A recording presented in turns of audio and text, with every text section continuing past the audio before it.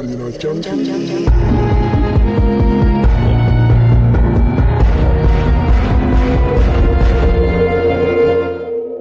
Hello, and welcome to episode 20 of Celluloid Junkies. I'm your host, Damien Hatchet Heath, and I'm joined by my loyal partner in crime, Luke the Killer Kane. Luke, how the fuck are you? Well, I'm sweating a little here in the studio, roasting, boiling, baking, sweltering. It's like a sauna, furnace. You can fry an egg on my stomach. Well, that's great to hear. This month, we're trying our best to relax poolside and enjoy the scorching summer sun while we discuss Jonathan Glazer's directorial debut, the 2000 British crime film Sexy Beast. So glad you slipped out of the accent.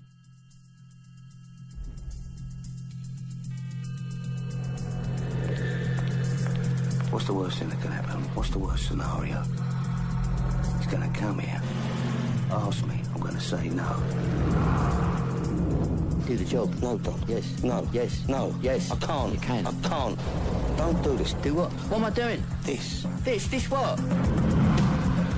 I know a bloke who knows a bloke who knows a bloke. Now, you know this bloke. Do I? This is a bloke you know. Wants me to put a team together. 8 men. Strong. Good boys. Gotta be good boys. Look dumb. Look dumb? It's like this. Like what? I'd be useless. Useless. I would be. In what way? In every fucking way. Why are you swearing? I'm not swearing. You think you just make you down, leave the table, lie on your pool like a fat blob laughing at me? Do you think I'm gonna have that? Do it. I'm retired. Do you think I'm stupid? Some twat!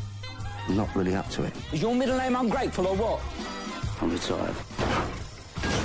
Are you gonna do the job? It's not a difficult question. Yes or no? Say it. You see, gal, where there's a will, and there is a will, There's a way. There's always a way.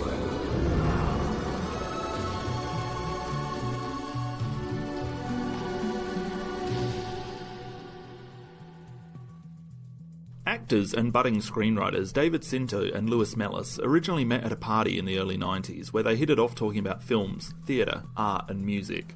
Sinto from Britain and Mellis from Scotland started working together on a stage play they titled Gangster No. 1, which was produced by the Armada Theatre in Islington, London in 1995. The play was received warmly enough to enable the pair to begin adapting it for the screen.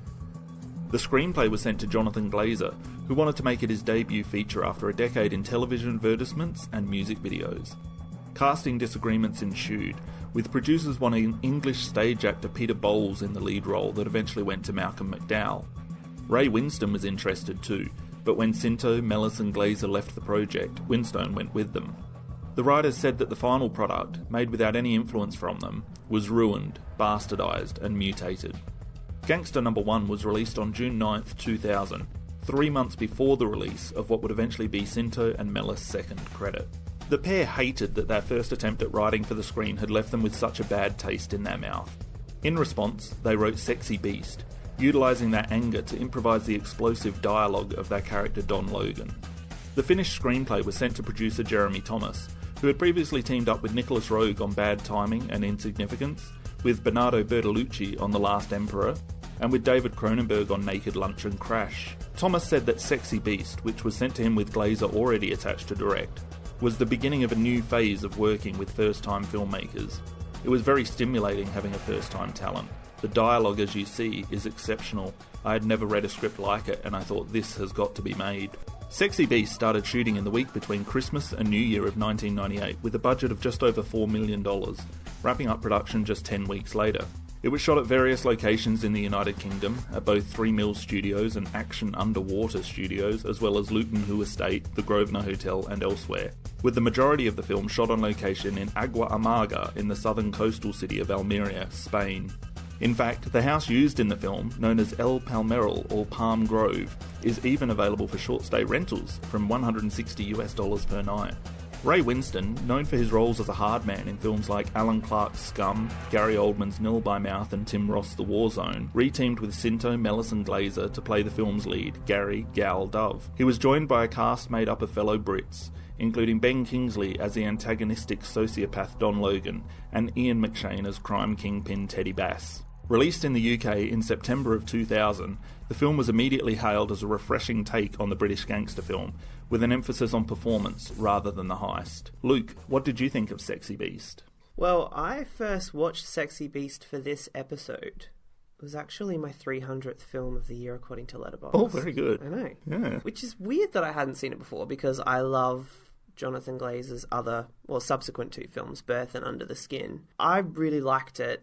I had lots of fun. I'm probably not generally drawn to gangster films. That might have been why I didn't seek it out. But this is a really unusual gangster film, because for a long time it doesn't concern itself with genre conventions. You know, the first clue we get that this is not going to be your typical gangster experience is like those hot pink kitschy titles, which make it look like a teenage comedy circa 1995. And then, you know, the film title is superimposed over that freeze frame of Gal's gut, which is the film's first joke. And it tells us what a good sport Ray Winstone is, I think. My favourite part of the film is the first hour, when it's playing almost like an Ingmar Bergman film. You know, if you were to summarise the first hour, it would be like a pair of married couples enjoying a weekend at a Spanish villa get visited upon by a ghost from their past. You know, one of those really evasive plot synopses. That sounds like, what Netflix would write as the plot synopsis. Yes. And that whole part is great. I mean, the dinner scene, which is the precursor to Don Logan arriving, really sets you up for, you're really gearing up to see what this guy's going to look like and what he's going to do. I think ultimately it's a film of contrasts. You know, we get the hot, bright openness of Spain set against the overcast skies of London. We get Gal's limp shoulders in Spain and then his fixed shoulders in London.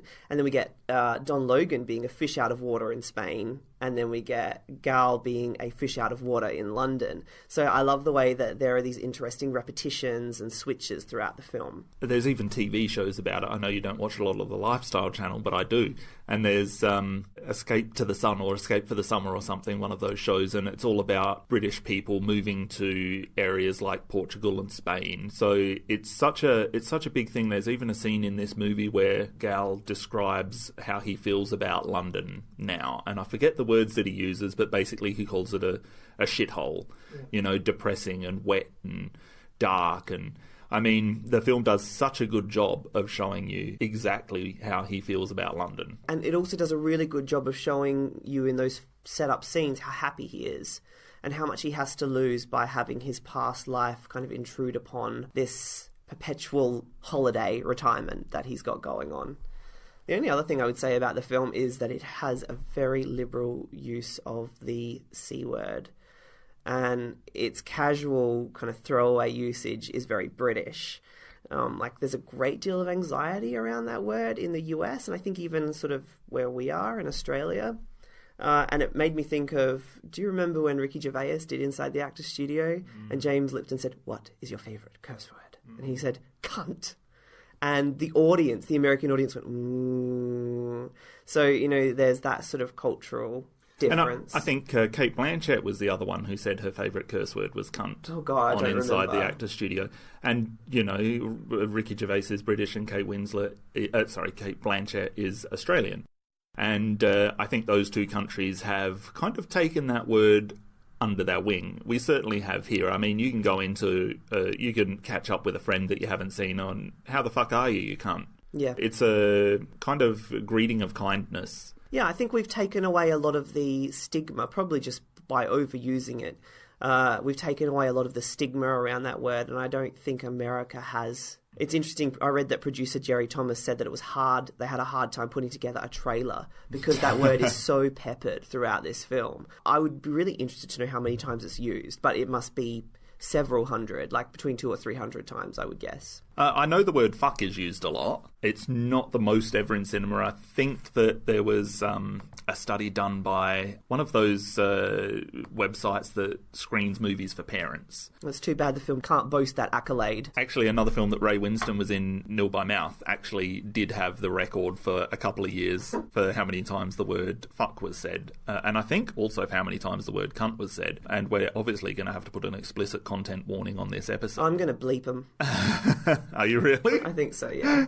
I think we should just leave it. But this website, Screener, which screens movies for parents, says that at least 108 F words, 5 S words, 19 slang terms using female genitals, so cunt and pussy. So at least 19. No, there's way more than that. I do not believe it. Well, it's one of those things where I think if you went through and added them up, it probably would be far less than you think. And it's because it is still one of those words that makes such an impression. If you hear it once, you think you hear it 10 times.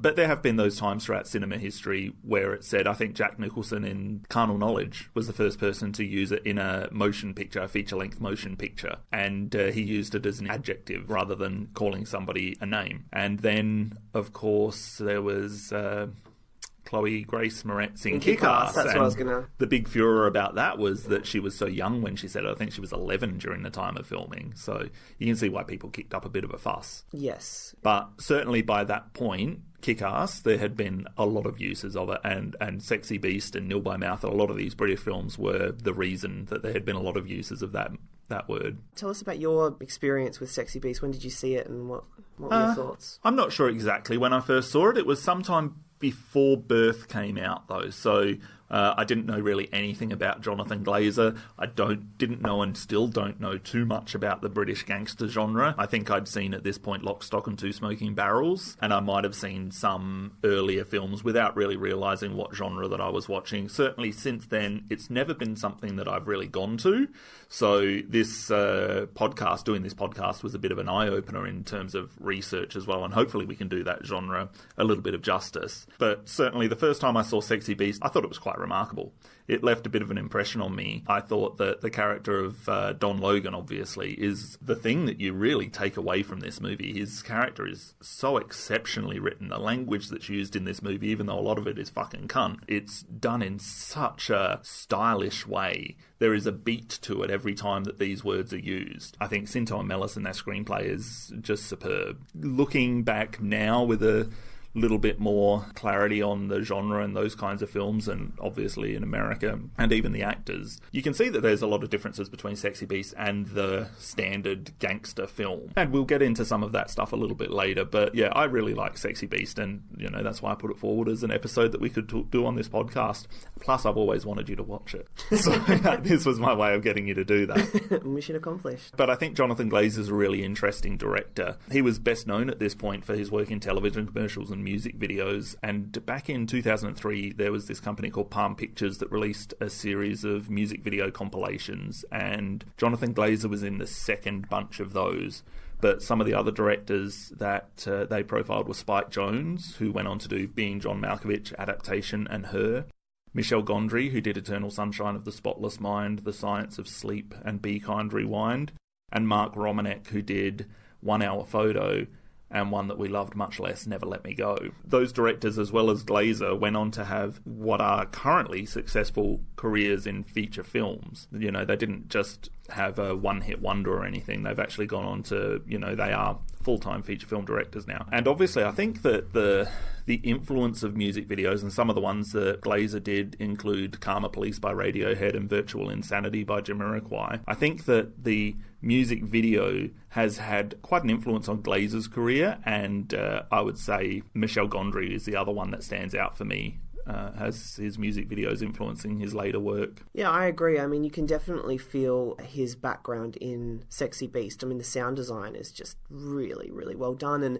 it hasn't aged at all. The use of synths and repetitive electronic beats, they really sensualize Glazer's images. Of the three directors you've mentioned, one commonality between them is that their films challenge conventional narrative structures. They're not afraid of abstraction, and of course music and music videos are more abstract than narrative film, and it's really, really nice. I mean, what you get are some films that feel quite different and unique. As soon as Sexy Beast begins, you're sort of aware that you're going to be going on something that's not just a linear, typical journey, that abstract devices are going to be used to kind of illustrate the internal conflict that Gal is going to be going through in the film. In a really interesting way. I think Sexy Beast, some of those devices work better than others, which we can talk about a little later. I particularly like the use of slow motion in Sexy Beast, which of course is a very, very typical device used in music videos. And I'm thinking particularly of Dee Dee's dancing as it is seen through Gal's eyes. And, Glazer slows down that shot so that we really get a sense of Gale's joy and rapture in that moment. I think Glazer needs to establish that Gale is a happy man so that we share in his anxiety when that happiness is threatened. That sequence in particular is a great way to start the film. There's a Twitter feed, and you can find it on Facebook, and it's called One Perfect Shot, and I think it's about the 5th time that I've brought it up in our podcast before. The one perfect shot for me in this movie is the opening shot, staring down from above at Gal. He's lying poolside, and then framed next to him is his swimming pool with the 2 love hearts, the tiles that are so important throughout this movie. That's the perfect vision for me of what I think of when I think of Sexy Beast, because I think if you eliminate Don Logan from this movie, it's a really, really touching love story at times. And it's something that is not often explored in gangster films, not often explored in crime films, apart from, the gangster who, has to leave the love of his life behind because he can't drag her into that world. It is the heartbeat of this movie, Gal and Dee Dee. Yeah, I agree. And I think the filmmakers agreed with you as well. There's a kind of crappy 9-minute featurette on the Sexy Beast Blu-ray. By the way, has the most insane thing in it. When Amanda Redman, who plays his wife, comes up to speak, they've put the wrong name. Oh. They call her Andrea Redman. Oh, right.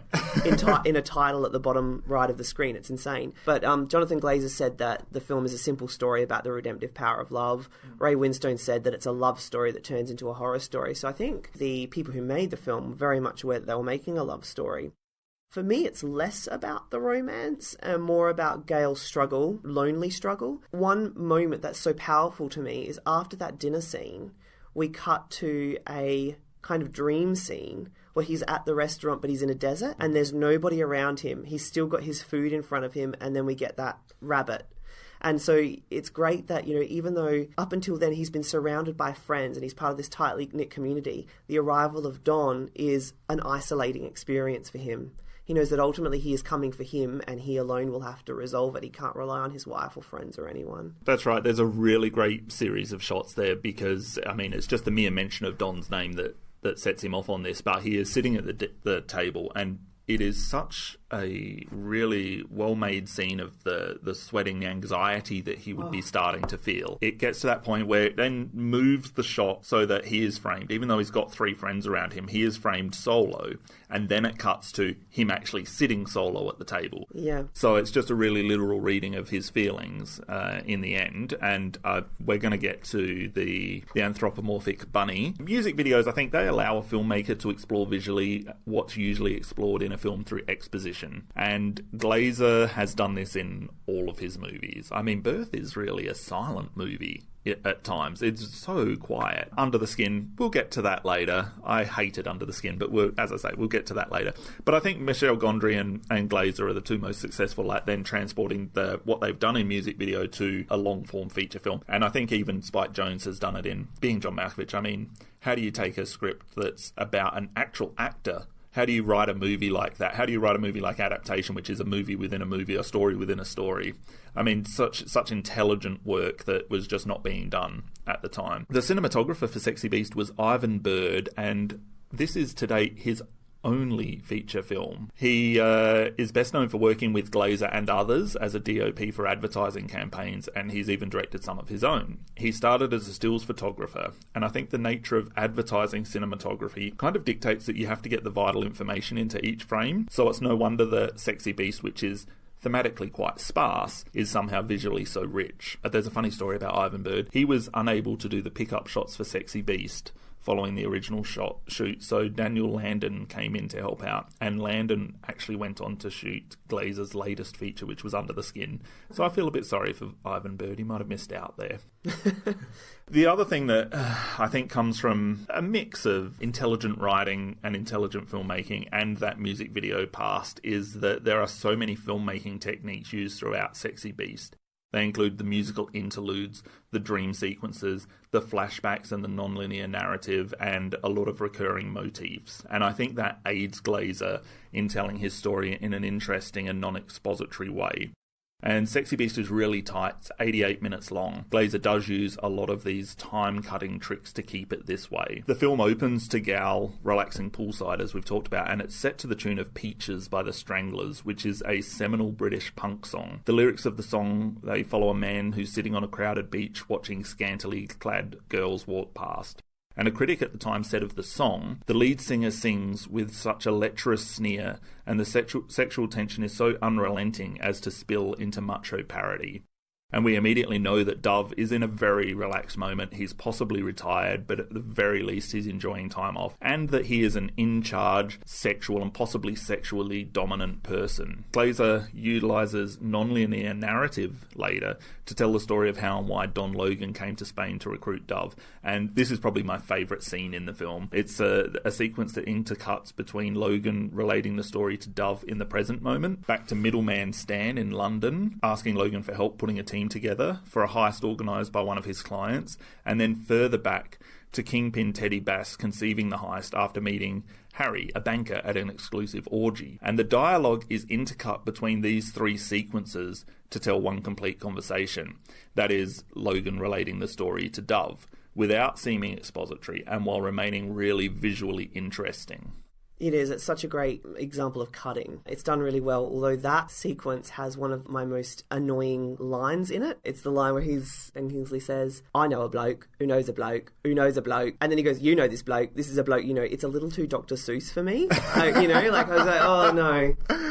But it's really good. It's a fantastic moment. Is that the one that has one of your other favourite lines, or is that later on? You're going to turn this opportunity? Yes. No, I love that line. That's great. But yeah, that other one was a bit too... I can feel the screenwriter being a little clever here, and it sort of took me out of the movie. Yeah, but I mean, to tell one complete conversation through several conversations like that, I mean, it uses the dialogue that Don would be using in Spain. It uses that same dialogue in London, in one of the flashback bits, to form that complete conversation. So it's really intelligent. Obviously, later in the film, there's a non-linear narrative during the heist sequence, which is intercut with scenes that occurred before Dove left for Spain and scenes that are happening as Dove arrives at the Grosvenor Hotel. And in this instance, it's used to keep vital information from the audience, and therefore it builds both suspense and intrigue, albeit for only a short moment, because it gives away that suspense. It tells you what happens soon after that. Just to talk a little bit about this style of filmmaking, Jonathan Glazer called it neo-noir. Noir emerged in the 40s and 50s and hit a resurgence in the 80s. It didn't ever go away. Filmmakers were always making noir-like films or homages to noir cinema, but it really hit a resurgence in the 80s. Noir, we've talked about a lot in our Key Largo episode. It deals with the interplay of shadows and light, tilted camera angles, severe framing. From a narrative perspective, it looks at morally ambiguous characters who operate in a world of paranoia, shifting loyalties, revenge, alienation, that sort of thing. What makes a good noir compelling is the tension that exists between an immoral world filtered through the director's often highly moralised point of view. Films that were kind of neo-noirish that came out in the 80s were movies like Angel Heart and Blade Runner, and even Tim Burton's Batman. These films tended to romanticise the style with very rich compositions of browns and blues and blacks. Sexy Beast doesn't really replicate the composition of traditional noir, but it does borrow a lot of stylistic techniques, like you were saying, the non-linear narrative, but also in its framing and its structure. Neo-noir is generally self-aware, and so it has more fun than traditional noir did. A perfect example of this in Sexy Beast is the heart-shaped smoke ring that forms between Gal and Dee Dee as she's doing her sultry dance poolside. It's kind of unreal and playful in tone, yet is very evocative of noir. I hadn't read that. He thought of this film as a neo-noir, and I'm surprised to hear it, because I definitely did not think noir at all when I was watching Sexy Beast. And I guess that's because it's bathed in so much sunlight for an hour. Yeah, I mean, noir, you think dark, you think fedoras. It definitely isn't traditional neo-noir, but it must have been an inspiration for him. And you can see it certainly in framing. Like, there's a lot of severe framing. The non-linear structure, as you say, there are certain things that are carried over from noir. Yeah, and I guess that even if you're looking at it from noir, Dee Dee could be considered Gal's femme fatale. Yeah. You know, she could be bringing about his undoing. Absolutely. Yeah, there's a dream sequence used in the film. In fact, there's a couple of dream sequences, but this dream sequence that you talked about depicts Dove in the desert eating dinner by himself. He's approached by a man in a black rabbit costume, or maybe it's just an anthropomorphic bunny. And this returns later when Dove is in London. He's eating alone in a restaurant. He's approached by Teddy Bass, who questions him about Don's whereabouts. Is Teddy the harbinger of death, as the rabbit was in Dove's earlier dream? And the rabbit is just one of many recurring motifs throughout this film, and it's probably the richest. It seems to symbolise Dove's criminal past, which has come back to find him and haunt him. It finds him in the desert, and then again in London. A hunting scene during which Dove, his best mate Aitch, and their surrogate son Enrique, the Spanish pool boy, are each unable to shoot and kill a rabbit, thereby not eliminating the threat of Gal's past, and finally at the end of the film, where the rabbit now haunts Don Logan far beneath the ground in a grave of his own making. Eventually death will catch up with you, and Gal's entire character arc is about escaping this same fate. He's the only man that was smart enough to get out early enough. But also, what's interesting about when the rabbit first shows up, the actual rabbit, that's a really great moment because it's almost a moment of failed masculinity. And, you know, they just laugh it off because they're so self-possessed and confident. You imagine if that had happened to Don, he would have reached over and strangled the rabbit with his bare hands, you know? So it kind of is interesting that it does that. I mean, another reading that I read about, another potential reading of the rabbit metaphor, rabbits culturally have meant all different kinds of things. Unclean, impure, often they were depicted as tricksters. Another thing that the rabbit is symbolic of, probably most commonly, is that it's highly fertile and procreates obsessively. One writer suggested that the rabbit in Sexy Beast might symbolise Don's sexual frustration and complicated feelings about Dee Dee and particularly Jackie, and how his interactions, or his intentions rather, threaten those around him. That felt like a bit of an overreach to me. I'm much more with you. I think it represents Gal's criminal past catching up with him. That becomes clearest in the last scene when we see the rabbit kicking open Don's coffin. That reading's interesting because I think there's a lot of sexual readings in Sexy Beast, and we'll get into that soon. I would disagree with that reading just because I don't think at that point in the movie that Gal and Aitch had been emasculated. So while they're hunting the real rabbit, if there is kind of some sexual connotation, I don't believe there's a reason for that failure at that point. That's true, and I also don't think that Gal feels at all threatened by Don in terms of, he's going to take my wife, because Gal and Dee Dee are so connected, and it's so clear that Dee Dee is just put off by Don, and Jackie as well. Like they're both horrified by him. I don't see Don threatening Gal in that way. I think he threatens him in terms of, you're going to come back and you're going to be drawn back into your old life. Talk to me, Gal. I'm here for you. I'm a good listener. What can I say, Don? I've said it all. I'm retired. Shut up, cunt. You louse. You got some fucking knack, ain't you? Retired, fuck off. You're revolting. Look at your fucking suntan. Like leather. Like a leather man. Your skin. You can make a fucking suitcase out of you. Old all. You look like a crocodile, fat bastard. You look like fucking Idi Amin, you know what I mean? State of you. Should be ashamed of yourself. Who do you think you are? Give me the castle. Cock of the ball. What, you think this is the Wheel of Fortune? You think you just make your dough and fuck off? Leave the table. Thanks, Don. See you, Don, off to Sunny Spade now, Don. Fuck off, Don. Lie on your pool like a fat blob laughing at me. Do you think I'm going to have that? Do you really think I'm going to have that, you ponce? I love the last joke of the movie, which is where the rabbit is kicking open Don's grave, and like Don is just seen smoking and he gives this withering reaction to the rabbit.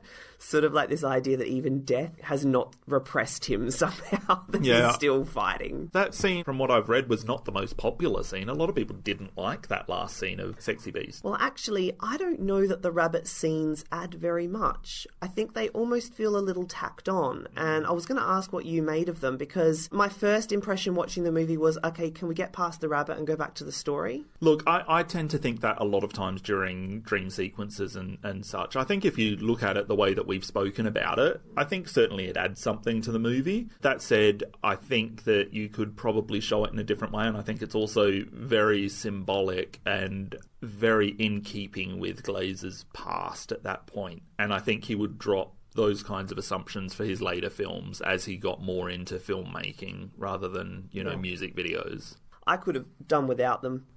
One thing that I do love about this film is, and all of Glazer's films, is this element of mysticism. Specifically, the boulder coming down, which tellingly comes from behind Gal and over his shoulder. So sort of like behind him, like his past is behind him.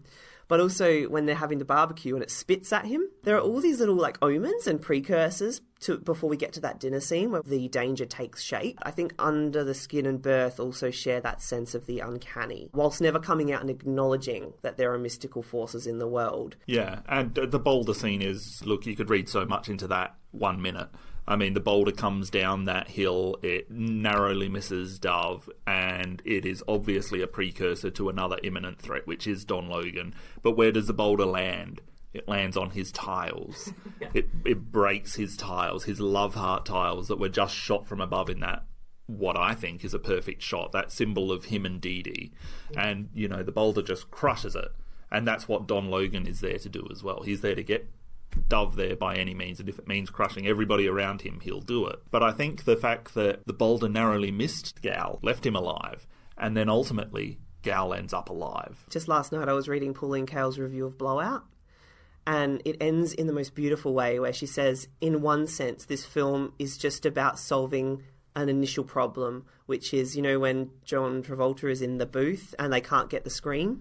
Yeah. At the end, he's got the screen. It's a great movie for that reason, that it just sets up this simple problem and finishes and then solves it. And in the same way, this movie does that as well. Yeah. It creates the hole at the bottom of the pool, and then the whole movie is just about getting that fixed. And I love the simplicity of that. There's another recurring motif with the pool, which is this symbol of relaxation and contentment and a new life. And that returns later on with the heist, which is in a bathhouse, and the only way Gal's going to escape London and get back to Spain is by drilling through a pool, which that boulder started doing for him at his own house. Yeah. So, I mean, there's all of these recurring motifs, which I love recurring motifs in movies and in TV shows, and I think they can add so much depth, and I certainly think that they used to great effect in Sexy Beast. Okay, we're now going to play our interview with Julianne White, who plays Jackie in Sexy Beast. We had a bit of an issue with our interviews for this episode. We recorded them both and they both failed. There was some corrupt files. And both Julianne and Brian Eggert, whom you'll hear from later, were good enough to speak with us again. So what tremendous sports they were. Thank you so much. Sexy Beast came to me through an audition, perfectly normal way for any jobbing actor. I heard much later that by the time I got to audition, they were on their third casting director. So I don't know the story of why, other than they must have been having trouble finding the people they wanted. Certainly, I think for my part, they already had their stars. They had Ben Kingsley, obviously, and Ray Winston and Amanda, and I know on the part of Jackie they seem to be still looking for. So lucky me, I got to have a go. I did first audition, I did a second audition where they bring other people in and making sure the writers were there, and then there was a final audition which I thought was another audition, but as it turned out, it was just meeting Jonathan and the writers and discussing who would be my husband. So I was quite taken aback to be in a meeting where we were just chatting, thinking, when am I going to have to do my thing again? But that didn't happen. In fact, the problem had arisen in that Bill Nye was actually asked to play Aitch. originally, but was not able to get out of another commitment to another film. So then they were still searching for the next actor to come in instead of Bill Nye, which, as you know, turned out to be the gorgeous Cavan Kendall, who was saved from acting abyss by Mary Selway. So we got him, and I got the part. Were you privy to who had been cast at that point when you came in for your first or second audition? Did they let you know? Okay. No, absolutely not. No, I was flying completely blind. And you never know what kind of, especially with a film, you often don't know much about whether it's, it's a very tiny budget and a non-film, or it's a big film. You get to know something about the reputation of people, i.e. writers and directors who are attached to it, but you often don't know more than that. So, and no, I was not privy to the cast beforehand. So, and I guess a bit of a shock. Yeah, it would have been. Do you remember how you found out? At that third meeting that I thought was another audition, they said, "Oh no, it's you." And I went, "Oh, wow, thanks." So not only had no one had officially told you had the part when you walked in, but you also found out that Ben Kingsley and Ray Winstone were in it. Made teas and coffees, were chatting, and they were just getting on with the conversation about who they might be able to get to play my husband. And so I sat there thinking, they're talking like I'm already doing this part. So I actually sort of asked, and they went, "Yes, welcome to the team." Thanks. That's crazy. That must have been so disorienting, that meeting.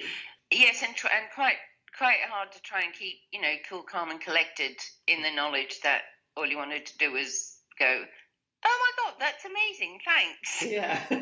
I guess, you say that you have a little bit of a knowledge about the writers and the director, but really, how much knowledge did you have about Jonathan Glazer at the time and about the writers who had not had a published screenplay at that point? No, absolutely. Well, knowledge about them, only that I had been told they were, incredibly clever and gifted, and they had this extraordinary idea. With regards to Jonathan, that only takes Googling to see all the awards he had won coming from the world of commercials. So you knew that this was going to be his first feature, which is a big step for anybody. But I think you just took great faith in the fact that his eye for a picture was extraordinary. We've discussed, and I said on many occasions, certainly I feel that telling a story in 28 seconds, 30 seconds, possibly 50-something seconds, depending on the time length of a commercial, you are trying, in those kind of big commercials like the Guinness one, you are trying to make a mini film. And if you can get all the pictures and edit them together in a way that you get to tell a film in 28 seconds, then you have got to have an extraordinary talent. So you just have to take that talent and turn it into possibly 90 minutes or more. So great faith in that he, even though, a very big leap for him professionally as well, that he would be able to pull it off in some quite phenomenal way. And such a lovely man. I mean, really, really calm. Calm, gentle, nice, quietly confident man. His experience in advertisements, TV advertisements and music videos at that point, it obviously shows in Sexy Beast. He's used so many stylistic flourishes which help move the narrative along and keep the film very tight. Yeah, that eye for a picture, the eye for lining up a shot that works. A lot of metaphors were used. For example, that phenomenal big boulder rolling down the hill, which was, yet another symbol of Don Logan arriving. To my surprise, I think he used a lot of close-ups, a lot more close-ups than I would have expected. He obviously felt a lot of the actual story, apart from the pictures he was creating, had to come through just an actor's face or the character's face. So I think that was a surprise to me that he would focus a lot on that as well. One of the most striking close-ups in the film is yours when you sit down for that dinner scene, when we find out, what's coming. When we first spoke, you said that was that the first scene shot? Yes. So the story was it was never supposed to be the first scene up for shooting, but Ben had been delayed in LA on another film through no fault of his own, actually. So the whole shooting schedule got switched around. I seem to remember it was virtually possibly the day before, certainly not much more than that, where they said, right, first scene up we're going to do is that restaurant scene. And I have to tell you, I was completely terrified. I remember ringing my husband going, "Oh my God, they're going to shoot the restaurant scene first. Help! As you guys know already, it is the pivotal scene. It's the scene that, we all call turns the movie from day into night. And it was really important to get it right. It was a really long day. It was a very tense day. And yes, setting the tone for it was a fine line. Not sort of give the whole game away, but create an atmosphere of, foreboding and warning and of things to come, because I was the one internally carrying the knowledge of what this would mean. Our other world had found us, and that was going to totally and utterly destroy the happy equilibrium and safe place we thought we had found and created. It was tricky, but it was such a close, that setting at that restaurant table, as you will know from talking to many actors, you do forget that there are God knows how many other people in the room and all the cameras and everything, because you're so close and speaking to the other actors. I mean, watching Ray do that monologue he gives at the restaurant table is just so mesmerising and engaging and deep and significant. And as long as you're in there with them for every moment of it, you just keep feeling what's going on. And that scene is so sparsely written or economically written. And so it's amazing to me that Jackie says so little, but through your pure expression, we feel like she's saying so much. Well, thank you. Obviously, that's credit to the writers. And well, to you. Credit to the writers, credit then to Jonathan for allowing the space and the shots to tell the story in the way you've just described. How long had you spent with the other cast members at this point? Do you know, I wish I could remember exactly how many days. I know we were taken out even about a week before shooting was supposed to commence, so that we could, hang out together. Getting that atmosphere of you've been best friends for a long time, you do need more than 5 minutes and more than just turning up on the day. We had some other very serious homework, like getting a suntan. That was very important.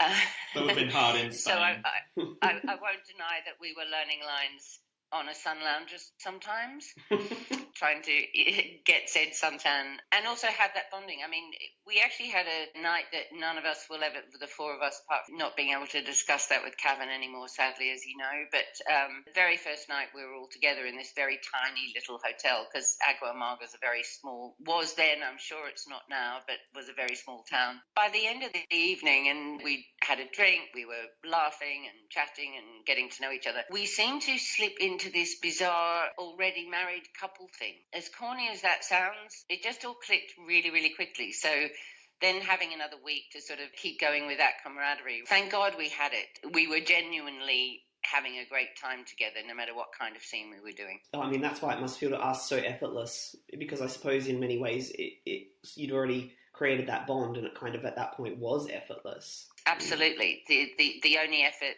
was, getting the tone of every particular scene right. But the friendship was already there, you're right. So there was no tension between anybody. We all felt we knew each other rather quickly, or knew each other's characters rather quickly. And then once Ben arrives and the tone of the scenes change and he's there, how does that sort of affect shooting those scenes? What was that like? The life imitating art thing comes into play so often, because we'd already established ourselves as a neat little foursome of friends. The fact that his character was the one who was going to come in and change the status quo, remind us of our past, put the fear of God into us that Nirvana was suddenly going to be blown up, was actually true in a way. The very first scene that we shot with Ben was where he arrives at the villa, storming in that lovely getting out of the car scene he does.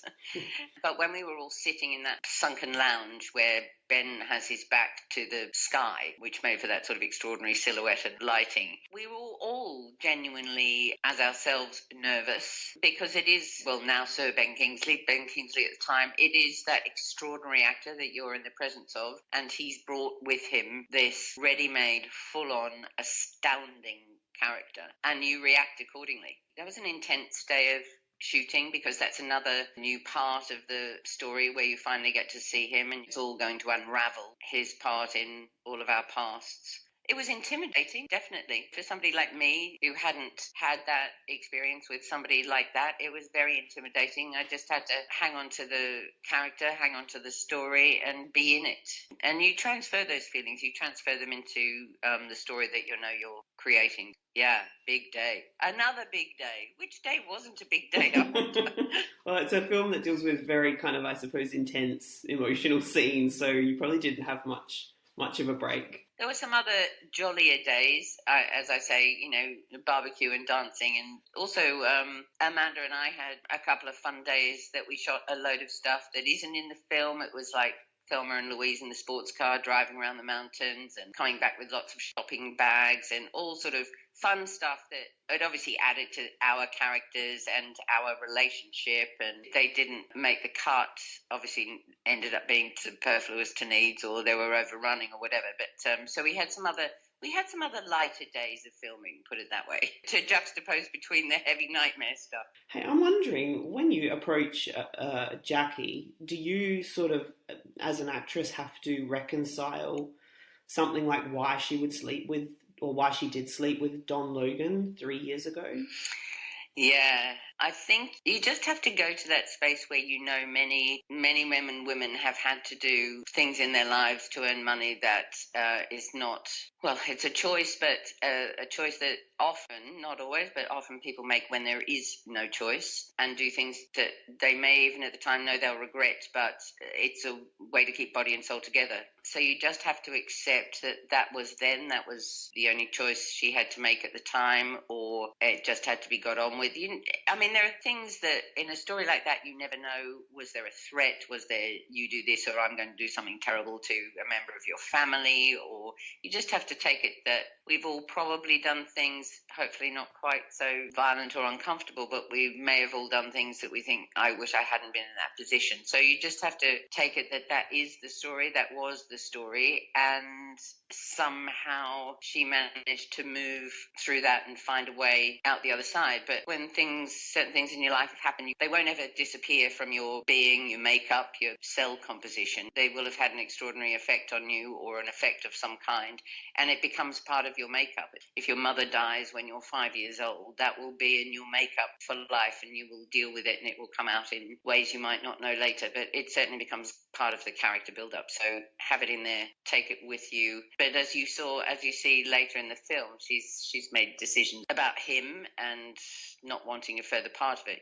because he's definitely there. He was possibly not coming back to get Don and get Gal and do another job. He was coming back to see why the bleep she would ever have got together with Cavan.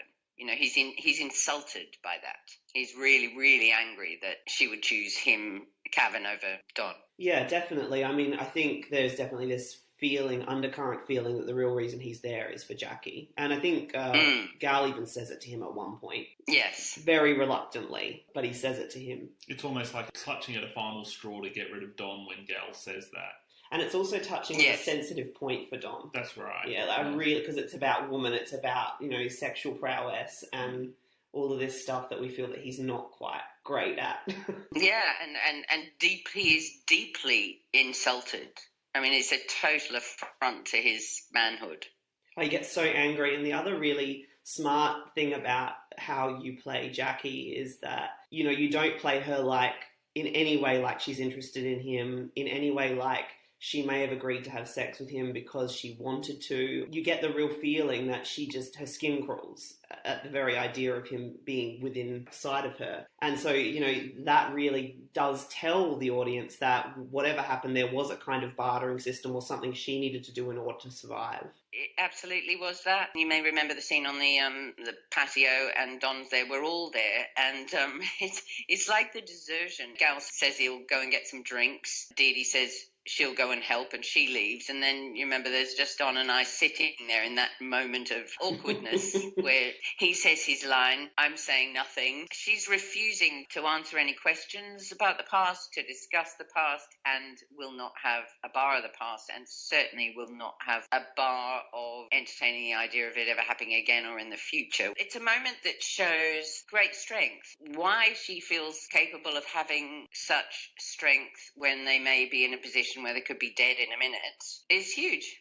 Really huge. And I think it was important to somehow within the film show her strength, but without being really overt about it. You know, not punching around with, I'm really tough, or arguing back at him. It was the way it was written, and as you have previously said, not written, stuff that wasn't, you know, in words on a page. It was really important to bring that out somehow. That she'd made a decision and she was going to stick by it no matter what the threat. Well, yeah, I mean, the fact that she is so decidedly not flirtatious and that she cuts him off at every pass. I love your line reading when he's like, oh, you've got a great voice. Did you ever work in an office? You just say, no. You can, in other lighter moments when you're reading the script, laugh, as we both just did. I love that answer. It's a great moment, and it's because, you know, everyone's sort of tiptoeing around him and humouring him, and that's just a moment where you you just don't. You just say no. Yeah, it's funny, isn't it? Because you can see so many other moments where Ray has to tiptoe. Ben was completely and utterly extraordinary. I mean, it's a character nobody will ever forget. It was a great part of his career because nobody would ever in a million years really have thought the same man that played Gandhi could be a convincing killer gangster. Yeah. But full credit must always go to Ray, because if you didn't believe his fear, then you would never have believed that Don was capable of killing anybody on sight or doing anything he felt like doing to damage anybody's lives or careers. You have to have both actors really pulling that off together. Ray Winston is a much easier belief as somebody who could kill somebody. Julianne, do you remember when you first saw the film and what that was like? Big experience, completely blown away, really and utterly blown away, because we weren't even watching rushes. You know, often you're in a situation to see rushes, possibly nightly or just occasionally. We didn't look at monitors when we were on the set, which often you get to do. So, first of all, his eye for the picture, I repeat, was quite incredible. Never quite realised the concentration of close-ups he would use to tell the story. I give full credit to the editors. I thought it was amazing. There were actually two editors in the end. He had the first editor on board for quite a while, and then he went to do more editing with his favoured commercials editor as well. So editing is such an extraordinary art. I thought that was very impressive. Not to forget that I didn't see any of the filming that went on in London. So I didn't see the underwater stuff. I didn't see the robbery. I never got to meet Ian McShane as part of the film. So all of that was a complete surprise to me. So I did get to watch a lot of the movie as a punter, which was a great surprise. Then finally, as an actor, you slowly realize as you're watching the film that a lot of it is on the cutting room floor. But you can see why it needed to be dropped, or it would have been nice if it was in. And it's his story to tell. So, all of those combined into one amazing and fairly emotional evening, has to be said, made much harder and more emotional by the fact that Cavan wasn't with us. I know you hear actors say this all the time, but it was a very intense time. Anybody will tell you when you go away to shoot, you know, I know people shoot films all over the world, but just say it's Bulgaria or in this case Spain, that is the only world you have, which makes, you know, the whole filming process a lot better. I think most will agree that your real life doesn't get in the way of you doing your job, but it means you are 24/7, your little private camp. So to get to the end of that and wait till the film's finished and get to see it and not have Cavan with us was horrible, really horrible. Yeah, it must have been. And Aitch is a phenomenal character. I mean, there's so many memorable scenes, but for me, none more so than the final scene. I think it shows the kind of relationship that you all had on set, but it also shows his funny side. I think it's hilarious when he's talking about the pill that can allow your hair to stay in place. And it's so well done. Absolutely. It's such a beautiful finish to the movie. I agree with you. There's another light, lovely day. You see, there were some light, lovely, fun days to juxtapose with killing people and things. That day was glorious. He was that funny all the time. Trust me, in real life. Cavan had the most beautifully precise, proper RP British accent. And so he'd turn it on, do his thing on screen, and then be that funny. I promise you, the laugh you see me do lying on that sun lounger is genuine, hysterical, proper laughing. There's no acting required with him. He hadn't done a lot of movies over time, but he'd done a couple of them.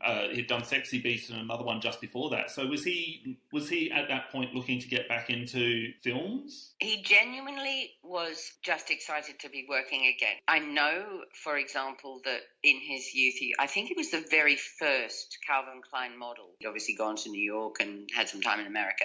But there were very, very dark years as you say, just before the job before Beast. The story always went that Mary Selway found him working in a charity shop or something. Thank God he had a chance to come back. And I know from that lovely miniature family time we had that he was just grateful. If the film had done nothing or done everything, it was really irrelevant to him. The thing that mattered most was his experience in Spain for that time. One of his most joyous things he always spoke about was this new little family and some new friends he never dreamt of becoming friends with. Also the fact that he got to have a best mate in Ray, and he said, where in the world was somebody like me going to have somebody like Ray Winston as a best friend? And it just delighted him. Side note, he was also a phenomenal photographer. He had all these cameras and lenses with him, and I was a bit of an amateur in that respect, so he was teaching me a lot about how to do this and what lenses to use, and the whole thing was just a joy to him. So I'm glad that his reincarnation back into the world of acting was so lovely for him. If that had to be his last job, then I know he was genuinely happy and had a great last few months. That's a really quite stunning story that he was found in a charity shop and then brought back, and then that he had such a good time on set, and that ultimately, even though he never got to know this while he was here, that he was part of a film that is now remembered so fondly, and those must be some really special memories, particularly for you. Absolutely, they will go with me forever. It's 20 years next year, I think, is it? Yeah. Oh my God, since we did the shoot. And to this day, Amanda remains one of my best friends. She's very good at coercing, in the nicest possible way, people to helping with her drama school. It's called the Artists Theatre School that she started over 20 years ago. It's very much a charity. It's her way of giving to a new generation. I started, not long after we finished the film, I started teaching and choreographing and working with her and putting big shows on and small plays and things. And I do it to this day. We've just finished first semester back at drama school. It's just a Saturday school. Finished a series of master classes where I got some lovely guests in, and will indeed be with her for Christmas Eve, drinks even. So, how amazing that you get to have a brand new friendship like that with somebody so lovely. Julianne, we've taken up more of your time than is really fair, and you've been so wonderful. Thank you so much. Oh, please, it's a pleasure. I am incredibly proud to be a part of something that turned out to be quite a cult film, really. I know other people thought it should have been bigger in terms of the world's knowledge of it, and for various reasons that didn't happen, but it certainly is a part of film history, and it was an incredible honour and a privilege, as you can imagine, for me to have even been involved in it. So thank you. It's lovely that it goes on. We're looking at Saturday, but you're needed in London this Friday. It's a bit sudden, isn't it? Sudden? No, it's very far from sudden. Teddy's been working on this for 5 months. Dan almost that. I've been in on it for 2. It's not sudden. Preparation, preparation, preparation. As far as the actual job's concerned, it's a piece of piss. A monkey could do it. That's what I thought of you. Let's talk a little bit about a genre which neither of us are too familiar with, which we talked about a little bit before, which is the British crime film, particularly the gangster film. But the British crime drama and the gangster film have been among the most enduring genres of cinema in the last half-century. This ranges from A Clockwork Orange by Kubrick, the Michael Caine-led Italian Job, Get Carter, and then up to the modern-day movies of Guy Ritchie, which are somewhat polarising. And Sexy Beast deviates from a lot of the tropes that are developed in these previous and definitely the subsequent films, but I think that works to its advantage. Crime films have been such a huge part of Britain's cinematic output since the beginning of time, and it dates as far back as 1905 and Cecil Hepworth and Llewellyn Fitzhammond's short silent film Rescued by Rover, through Hitchcock's first thriller The Lodger and subsequent films such as Blackmail, The Man Who Knew Too Much and 39 Steps. But by this point, nothing really encroached upon the gangster genre, which had by the end of World War II been one of the most popular genres in Hollywood for almost 2 decades. This changed post-war, notably with the very successful Richard Attenborough vehicle Brighton Rock in 1948 and Jules Dassin's Night and the City 2 years later. You fast forward a couple of years, a couple of decades later, and the gangster film is well established as a staple of British cinema. And Michael Caine, as I said, he'd already left a big impression in films like Zulu, The Ipcress File, and Alfie. In 1969, he starred in the mega hit The Italian Job. 2 years later, he followed that up with Get Carter. A year after that, it was Sleuth, for which he was nominated for an Academy Award. And then after that, he went to work predominantly in America. But Caine's work during this period was dissimilar to most of the work he'd done before. He dropped the perfect enunciation of a proper film actor and instead started using regional dialects. And this working class accent allowed American audiences to define the particular style of filmmaking. So British genre suddenly had something to which American audiences could go, that's a British gangster film. Caine's style in these late 60s, early 70s crime films helped to further define the genre, and it marked these films differently than their American counterparts, and there were so many American examples. If we fast forward another couple of decades, by now we've seen huge successes like John Mackenzie's The Long Good Friday and Mike Figgis's Stormy Monday. As with everything during the 90s though, output and quality petered off a little bit at the start of the decade, which allowed a few filmmakers to make the genre their own when it was kick-started later in the decade. There was Antonia Bird's Face, which starred Ray Winston and Robert Carlyle. This was followed by Guy Ritchie's Lock, Stock and Two Smoking Barrels, starring Vinnie Jones and Jason Statham. And then we get Sexy Beast. It's interesting. I mean, I haven't seen too many Guy Ritchie films, but the couple that I have seen I've found really off-putting. And I think a lot of people have, and that's why I say they're polarising. Well, I find them very claustrophobic in their point of view. I don't respond to the material very often.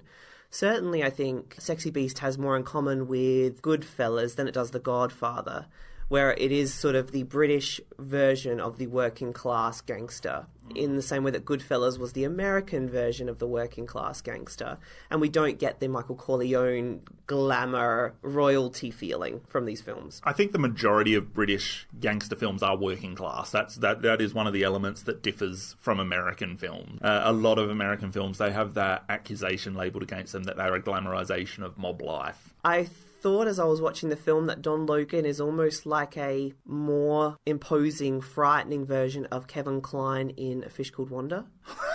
Okay, yeah. You know, because he's just so ballsy and direct and aggressive and volatile and shoots before he thinks, which is, you know, the big thing of Kevin Kline. You know, there's that great moment in Fish Called Wanda where he shoots the safe and she's like, what are you doing? He's like, I'm thinking. You know, I love that. That's such a good line. But look, to be honest, Sexy Beast for me, the reason I love it is for the moments that slip around the plot. I love the scenes of Kingsley trying to convince Gale, and he tries kindness, and then violence, and then, you know, manipulation, and then intimacy, and then he pulls from their friendship, and then suddenly he's going to kill him. Peaceful Spain turns into this military training exercise where Gale must dodge a litany of manipulations. You know, to Don, it's just offering an opportunity to an old mate. But to Gale, it's like going to war without armour because he's left his armour back in London. My absolute favourite scene, or a couple of scenes from Sexy Beast, no question, are the airport scenes. Okay. Love them. And I loved the close-up of Ben Kingsley as he makes up a story about being sexually assaulted by a flight attendant, which, by the way, is more topical now than it was 18 years ago. You could imagine more than ever an airport going, let him go. We do not want this getting out. Have you ever been sexually assaulted? No, neither have I. Until today, on that plane. What? Yeah, that's what I said. Here's me, put my bag up in the cupboard. Next thing you know, I feel hands on me. Someone's touched me. Touched my front bottom. I can't believe it, I've gone all cold. I look round, he's standing there, isn't he? That steward with the guilty look on his face. I was shocked, I didn't know what to say. I had to sit down, I was that perturbed. And then his mate, the other one, who was giving us all lessons on what we do for landing the sea, how to work your life jacket, etc., he starts looking at me, all funny, suggestive. Now, I don't know whether they wanted me for a twos-up or something, I don't know how they work it, but I tell you what, it scared me. I was shaking like a leaf. So, without thinking, I lit up a cigarette to calm my nerves. I was trembling. I was very emotional. And that's when all the rest of it happened. It's very regrettable. Now, I don't want to kick up a fuss. Right? Press charges. Contact the British Embassy. I'd rather not pursue those channels. Not my style. Not that sort of a bloke. I wouldn't want to lose the man his job. Man's got to eat. And I'm sure he's not representative of all you Spanish people. But I would appreciate it if you have a word with him. Let him know he's been rumbled. It's the one with the ginger hair. I know, and it gave me a great idea if that ever happens to me. I mean, I'm just going to copy what he said. I mean, these days, the angry mob are lighting their torches and storming the village before they have a shred of proof. So Yes, they are. And we know that because we got engaged in a Twitter argument with someone about Woody Allen the other day. I agree with you. Sexy Beast subverts that genre immediately, and that's because it includes an unwilling participant, which is something that's so foreign to most gangster films. Everybody wants to do this. Everybody wants to rise up the ranks. The typical gangster film, you start at the bottom and you move to the top. Gal has been a criminal, and we don't see that. We never see it. We only hear it. And now he wants no more of it. If Don Logan never showed up, like I said, this would have been a love story. Instead, the lead does not seek the life of crime, which takes away from that supposed glamorization of crime. As the AV Club put it in an article 8 years after the film's release, part of what separates Sexy Beast from other films in the crime genre is that Gal has actually achieved the retirement that's so elusive to other movie hoodlums. He feels no compulsion to continue rolling the dice until they inevitably come up snake eyes. it's so true. I mean, I think one of the important things about Sexy Beast is that it really does put the phony into the phony glamour of the gangster. Gal and Didi have rejected the spoils of that life. There's little traces of it. You know, Gal's jewelry is a little too gaudy. You know, you can see like little remnants. Look, certainly I think retiring to Spain, living in that villa, being poolside, he's certainly living a great life as a result of what he's done in the past. Yeah.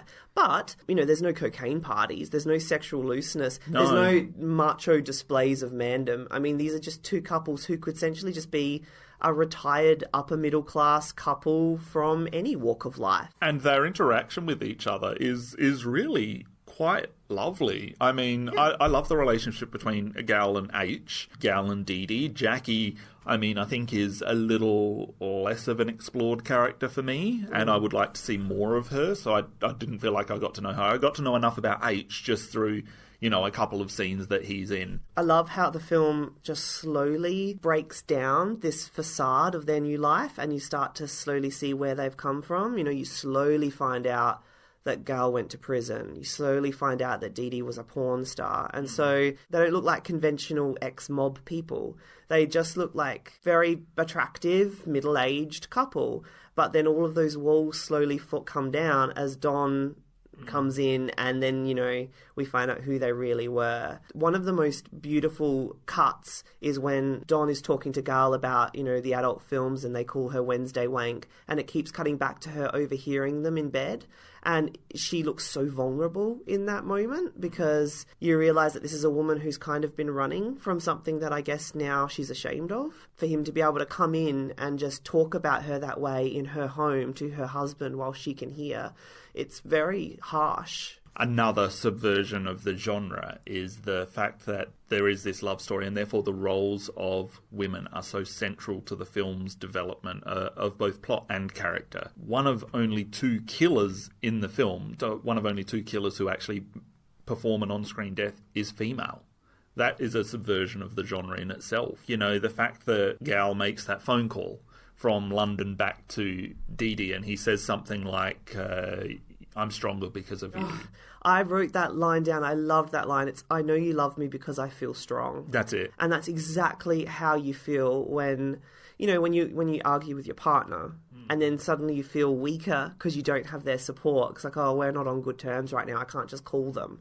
I can't call them and tell them I'm scared or I'm worried or I need your help. That's just such a beautiful, beautiful line from the movie. It might almost be my favourite line, although there are some pretty good singers from Don that would compete. Certainly up there, and in terms of the love story, that's just a really beautiful, evocative line. And coming from Ray Winstone, and we'll talk about that again later, but coming from Ray Winstone, who's this hard man of British acting, it's just phenomenal that he has put himself in this role. Again, that's another subversion of the genre, the way that Winstone and Kingsley, or the roles that they take. I mean, Kingsley obviously is famous at this point for playing these really noble figures from history, like Gandhi and Isaac Stern from Schindler's List. So it is just wonderful subversion of the audience's expectations to kind of flip them. Film theorist named Steve Chibnall wrote about British gangster films in the 2000s, and he makes a distinction between gangster light and gangster heavy. Gangster light is about films that are non-realistic, with glib, fast-paced dialogue and black humour, and they're like examples of Snatch and Layer Cake. Gangster heavy, on the other hand, are films with a dramatic focus, so natural dialogue, weighty themes, and a sense of social realism. Sexy Beast falls into the gangster-heavy category, even though it's very funny and at times very glib and a little too scripty, but it's also very tense. It's very real, and it takes its characters seriously, and it gives them substance and weighty conflicts. When I read that, I'm thinking, well, perhaps the problem for me is that I'm just not drawn to gangster light. Perhaps I'm just drawn to gangster heavy. Gangster light, I suppose, would fall closer to like black comedy territory, which I love black comedies, but I need there to be gravitas and grit in them. If they're kind of just frothing over all the horrors of the story, then I'm probably not going to be as gripped as I am by something like Sexy Beast. It's the character development, it's the interplay between the characters that makes this film so strong. The heist is not the strong point of this film. It's really well done, but it feels like an afterthought. That's another subversion of the genre, is that the heist goes well. It goes perfectly well. In fact, his life falls apart before that. In a lot of gangster films, it's that kind of heist, the caper, which is where everything goes wrong. And the person who's going to do that usually takes 2 or 3 minutes to be convinced of taking this one last job. But in Sexy Beast, it turns that around. It takes an hour to try to convince him. He still doesn't want to do it, but he does it, and it's like 15 minutes for the heist. And the heist, it's sort of peripheral to the main tension in the story, which is Gal going to get away with Don's murder? So, I mean, the heist is sort of just like this thing that he has to do. The real thing he has to do is convince everybody that Don called him from the airport on Friday. That's the last that he heard from him. He doesn't know anything else. And another thing that happens during the heist is that the one thing, he knows he's not going to leave there with a percentage of the takings. So the one thing he takes is the earrings for Dee Dee. Yeah, I love that. Yeah. Which you see her wearing in one of the last shots of the movie. So until the Spanish climax, no weapon is held in anger against another character in this movie. I did, but I mean, it doesn't matter because Don's so verbally aggressive that you get the feeling he could turn at any time. Words are weapons, yeah. But in a typical gangster film, weapons are rife throughout. I mean, there's rarely weapons in this movie. And that's what I mean. The first hour isn't really a gangster film. It's just a film with that... gangsters in it. Yeah. Not this fucking time. No! No, no, no, no, no, no, no, no, no! No! No, no, no, no, no, no, no, no, no, no, no, no, no! No! Not this fucking time! No fucking way, no fucking way! No fucking way, no fucking way! You made me look a right cunt! Just before we move on to talking a little bit more about Ray Winston and Ben Kingsley and the roles that they play in this movie, Andrew Nettie for Pulp Curry, which is an online magazine, he called Sexy Beast the last good British gangster film. He said, every single British gangster film since Sexy Beast has been a tired rehashing of the so-called heyday of the British gangster film. I include in this category Gangster No. 1, Layer Cake, and the wave of imitation films made in the wake of Guy Ritchie's Lock, Stock and Two Smoking Barrels and Snatch. So, I mean, the heist is sort of just like this thing that he has to do. The real thing he has to do is convince everybody that Don called him from the airport on Friday. That's the last that he heard from him. He doesn't know anything else. And another thing that happens during the heist is that the one thing, he knows he's not going to leave there with a percentage of the takings. So the one thing he takes is the earrings for Dee Dee. Yeah, I love that. Yeah. Which you see her wearing in one of the last shots of the movie. So until the Spanish climax, no weapon is held in anger against another character in this movie. I did, but I mean, it doesn't matter because Don's so verbally aggressive that you get the feeling he could turn at any time. Words are weapons, yeah. But in a typical gangster film, weapons are rife throughout. I mean, there's rarely weapons in this movie. And that's what I mean. The first hour isn't really a gangster film. Yeah. It's just a film with that... gangsters in it. Yeah. Not this fucking time. No! No, no, no, no, no, no, no, no, no! Brian Eggert, who's the writer and editor of Deep Focus Review. Thanks for coming on to our show, Brian. Thanks for having me, Luke and Damien. Now, for those who are unaware, Deep Focus Review is an excellent website that takes an in-depth look at movies from new releases all the way back through the decades, and Brian has written a particularly compelling article about Sexy Beast, which is why he's here joining us on the show. You can access this at deepfocusreview.com, and we'll give you a link in the show notes directly to that article as well. So, Brian, you started Deep Focus Review just over a decade ago, so how did that come about? I had started blogging when I was just after I graduated college in 2006, and I had started, just like a blogger site to write about movies, and realized that I really enjoyed it and wanted to make it sort of a full-time hobby, and that's what I did. I invested in launching a site and have been working on it since early 2007. Sexy Beast you wrote about quite a while after it was released in 2014. and it was part of your series, The Definitives, which you say are your personal favourite films. When did you first see the movie? I saw it in the theater. I think it was 2000 or maybe 2001 when it hit the U.S. I wasn't quite sure how to take it the first time. It had come out of this sort of post-Danny Boyle, post-Quentin Tarantino, post-Guy Ritchie era of the late 1990s and early 2000s, and it seemed very much of that ilk to me. And it was kind of confusing because, you usually associate those types of movies with a lot of flashy crime and a lot of gunplay, and Sexy Beast wasn't that, even though it was clearly appealing to that audience. Even though I was sort of confused by it when I first saw it because it didn't fit completely into that realm, I kept returning to it, and I just sort of learned to love it after watching it 3 or 4 times. I was always compelled back to it. So you obviously saw it before Jonathan Glazer had made Berthor Under the Skin. Yeah, he's only made 3 films, and so he wasn't really like a name that I would associate with Sexy Beast at the time, even when Birth came out. Thinking about that experience with Birth, it's like it's almost 2 different filmmakers. Birth is such a controlled, stylistically, austere movie, and so is Under the Skin. Sexy Beast is such a flashy, playful movie that is very different for him. He's very much experimenting in this movie and kind of finding his way. There's sort of a unpolished playfulness, I guess, with this movie that I think works well for what it's about, given that Gal is sort of this unpolished character who's sort of confident in the way that he is, and this movie is just sort of confident in the way that it is, despite having sort of these rough around the edges stylistic touches. Yeah, that's probably one of my favourite things about Sexy Beast is that, it's a very well-made film, but it has a few more stylistic flourishes that are, I guess, a little less focused than his later films. I really loved Birth, but I really hated Under the Skin, and Luke and I differ on that. But I do notice that 2014, when you wrote this article, would have been the year after Under the Skin was released. So at that point, I guess you were more aware of Jonathan Glazer as a director. Do you think that the playful nature of Sexy Beast that was somewhat missing from his later films made you re-examine Sexy Beast or made you appreciate it more? Under the Skin actually didn't make it to Minnesota until I had published this article maybe the week of Under the Skin coming out. For me, I think Under the Skin is his best movie. In advance of this, yes, I had gone back and I went and wrote a review of Birth, and I had revisited this several times over the years, as I said, and there are lots of stylistic touches. Like there's a sequence where he's putting a camera on a revolving door, or putting a camera on a car door, which are things that you've seen in probably Guy Ritchie movies, or you've seen in other crime movies, I'm sure. And these are kind of just meaningless touches that don't really, at least for me, they don't have a metaphorical purpose within the movie. Whereas there are other things like when Teddy is walking down the street and he's thinking about how they're going to carry out the robbery, and the camera goes into his head as if to show him what we're seeing.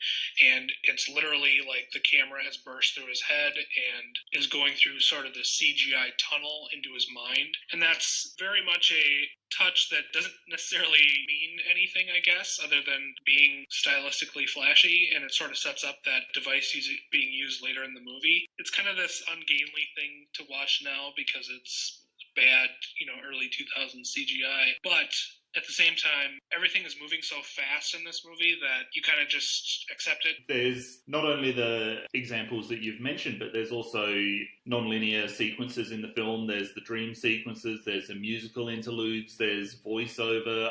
There's so many different filmmaking techniques that are in use in Sexy Beast. It's kind of, I don't want to say that it's throwing everything against the wall and seeing what sticks, because it doesn't come across that way. That would infer that I think it's not working, and I think it does work. But certainly there is more differing techniques in Sexy Beast in such a short time than he would use later. It's certainly like he honed his craft a lot later on, and I think that some of this stuff would be from his music video, his advertising days, where you are required to use whatever techniques you can to get a story across in such a short amount of time. Right, and I think he has done did interviews at the time saying that, and has done interviews since, where he called it sort of a testing ground to see what he could get on the screen. And even though, like you said, it does sometimes have the impression like he's just testing things out and seeing what works. I think everything works, even though maybe I can't intellectually explain why it's important to have a camera mounted on a car door. It works. Or why there's suddenly a dream sequence where, Gal is floating in the sky above his Spanish hacienda with his wife. I don't know why that's happening, but it works, and I'm endeared toward that moment. Sorry, Brian, I was just going to say, I think you're absolutely right about these, especially the technique of going into Teddy's mind. It does sort of feel like almost flashiness for the sake of flashiness, and it does date the film a little. I feel like Birth and Under the Skin are very clear evolutions of, his style and his technique. And, I mean, he's still got that exuberance because the stories are so unusual, but they're kind of tempered by a maturity and by kind of like self-editing. Like, okay, I don't need to do that. I don't need to do this. I guess even if you look, and I'm looking at this Mother poster, so obviously in my head, Darren Aronofsky is coming up, but his first couple of movies, Pie and Requiem for a Dream, were so heavy on this kind of stuff that obviously by the time Black Swan rolled around, he was better at his craft. It was less pronounced. And I think that's something that has happened with Jonathan Glazer as well. That's a great point. And Luke, to your point, that there's an exuberance in the filmmaking in Birth and Under the Skin. When I think about Under the Skin, the most exciting, a lot of people found it boring, but for me, that's a very exciting movie. There are those scenes where Scarlett Johansson is on the streets and interacting with real people, and just kind of knowing that they're real people and that they didn't really know that they were talking to Scarlett Johansson at the time. And, they're speaking in a thick Scottish accent that is, you can barely understand. Those scenes are filled with such an energy that you get kind of an experiment, like a controlled experimentation that he's doing.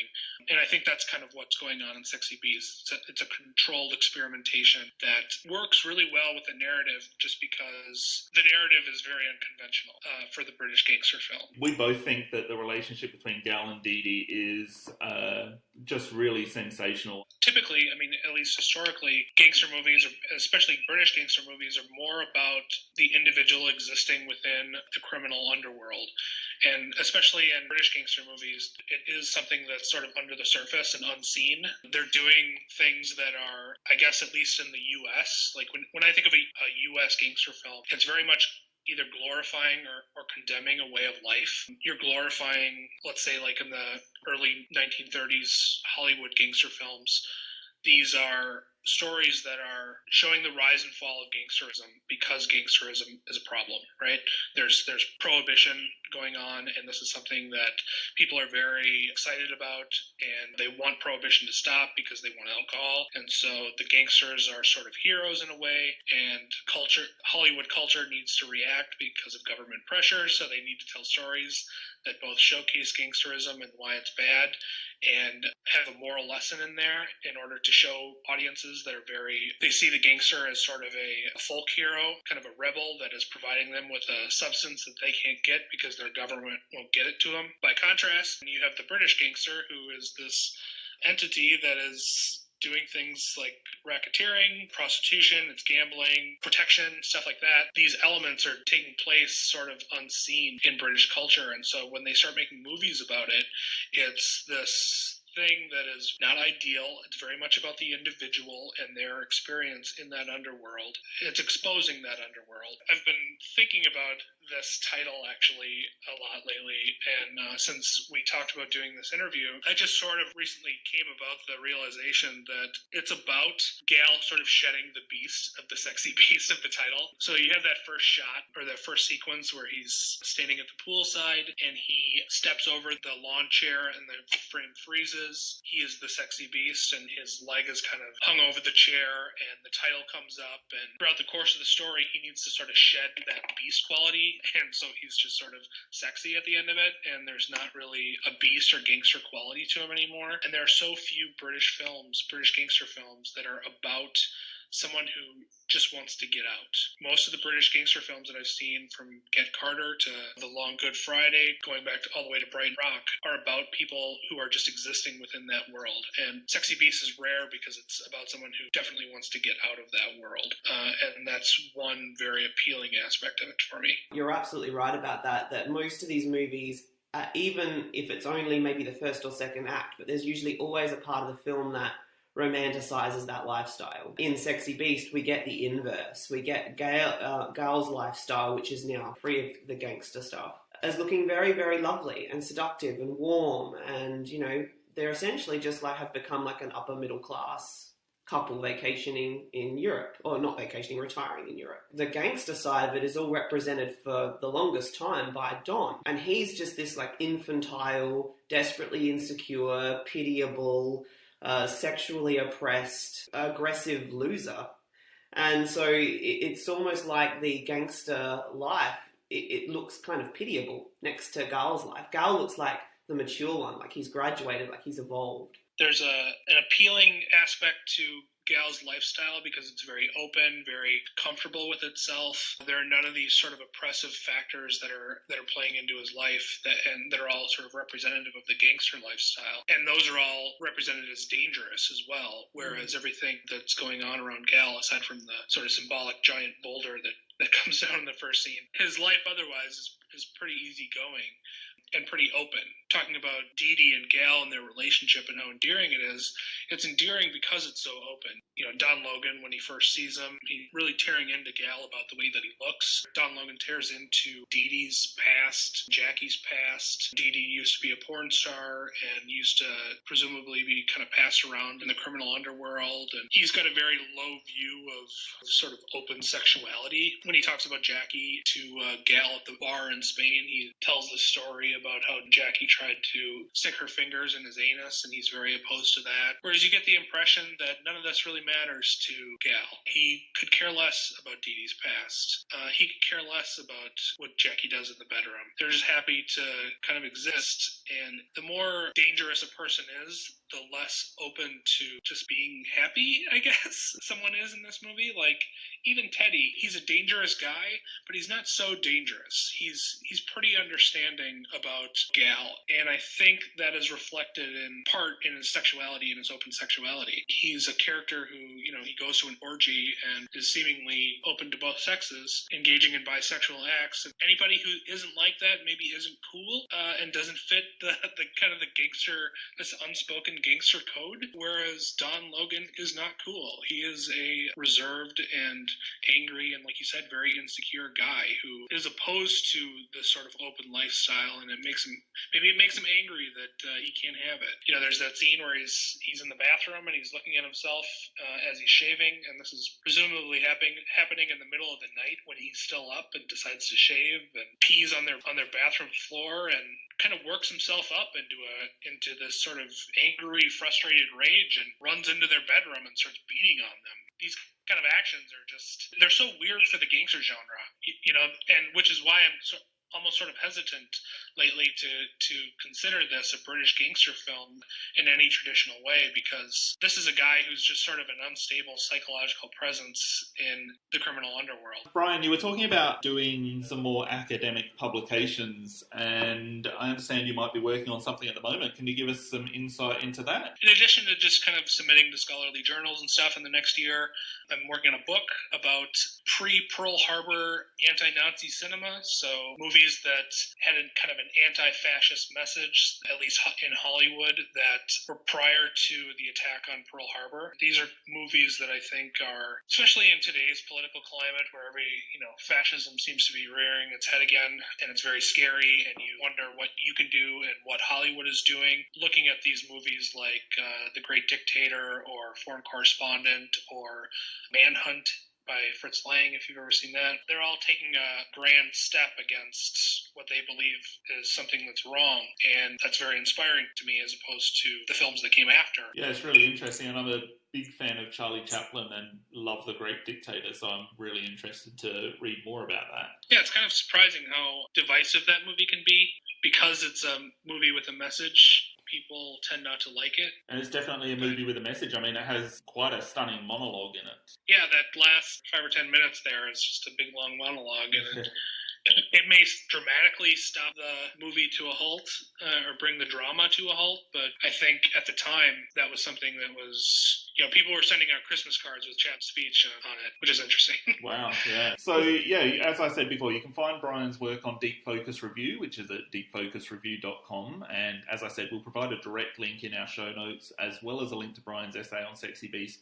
And if you appreciate his work, you can check out Deep Focus Review on Patreon for some extra exclusive Patreon-only work. And I assume, Brian, that people can connect with you on all the usual social channels as well? Yeah, I'm at Deep Focus Review on Twitter and at Deep Focus Review on Facebook. Feel free to reach out on Patreon. If you join on Patreon, I'll even write a review of your request, depending on the level that you join, so you can request a review and I'll dig into it. That's awesome. Yeah, it's been interesting. I've only done a few of them so far, but I went from writing about In Harm's Way, the John Wayne war movie, to The Toxic Avenger, to Cake from 2014 that I missed. And it's been quite a ride. Thank you so much for joining us, and I'm sure that we'll have you back on a future episode as well. I look forward to it. So this is a Spanish villa, is it? Yeah, this is it. The old hacienda. Bit remote, innit? Bit cut off. No, it's perfect, Don. It's just how we like it. Do you want to have a look round? Yeah, I will in a minute when I have a piss. Ray Winstone, like I said before, he'd long been cast as a hard man, from Alan Clark's Scum in 1979. There was Gary Oldman's Nil by Mouth in 1997, and Tim Roth's The War Zone in 1999. Not to mention later on in life, he was in the Best Picture winning The Departed a decade later as Jack Nicholson's right-hand man. And then Ben Kingsley, on the other hand, like you said just moments ago, was best known for his Oscar-winning lead role in Richard Attenborough's Gandhi and his sympathetic performance in Steven Spielberg's Schindler's List. They have reversed those roles completely. I watched Nil by Mouth recently. Ray Winstone in that movie is really despicable human being. He is, and that's the role that he had played beforehand. Ben Kingsley, like you said, that is just his bread and butter, is doing those historical roles. I mean, he's perfect for them. So bringing them into Sexy Beast and just completely changing the way that they were, it really adds to our reading of the movie, I think. It does. I mean, an interesting story. I mean, the audio commentary on Sexy Beast is a conversation between Jeremy Thomas and Ben Kingsley. And I think Ben Kingsley approached this role with some trepidation for that very reason. I think he was nervous about doing something so different. Apparently the first scene with Ray Winstone that they shot, I think after the first take, Ray Winstone said to him, "You remind me to the letter of this guy that I know in northern London." Mm-hmm. And he gave the guy's name, where he lives, the car he drives and everything. And Ben Kingsley said it was such a generous thing for him to do for me as an actor, because Ray Winstone is so good at playing the role I am now trying to play, and he's telling me that my performance has such a specificity and, such an authenticity that it's reminding him of an actual person that he knows. And so it sort of set him off on good grounding. Ben Kingsley also said that he never really broke character, and in the audio commentary he makes some comment about, I think that little Mexican kid was scared of me. And Jeremy Thomas says, we were all scared of you, Ben. So I think, he must have just kind of had to keep it. And apparently Kingsley was on another film shoot for the first couple of weeks of the Sexy Beast shoot.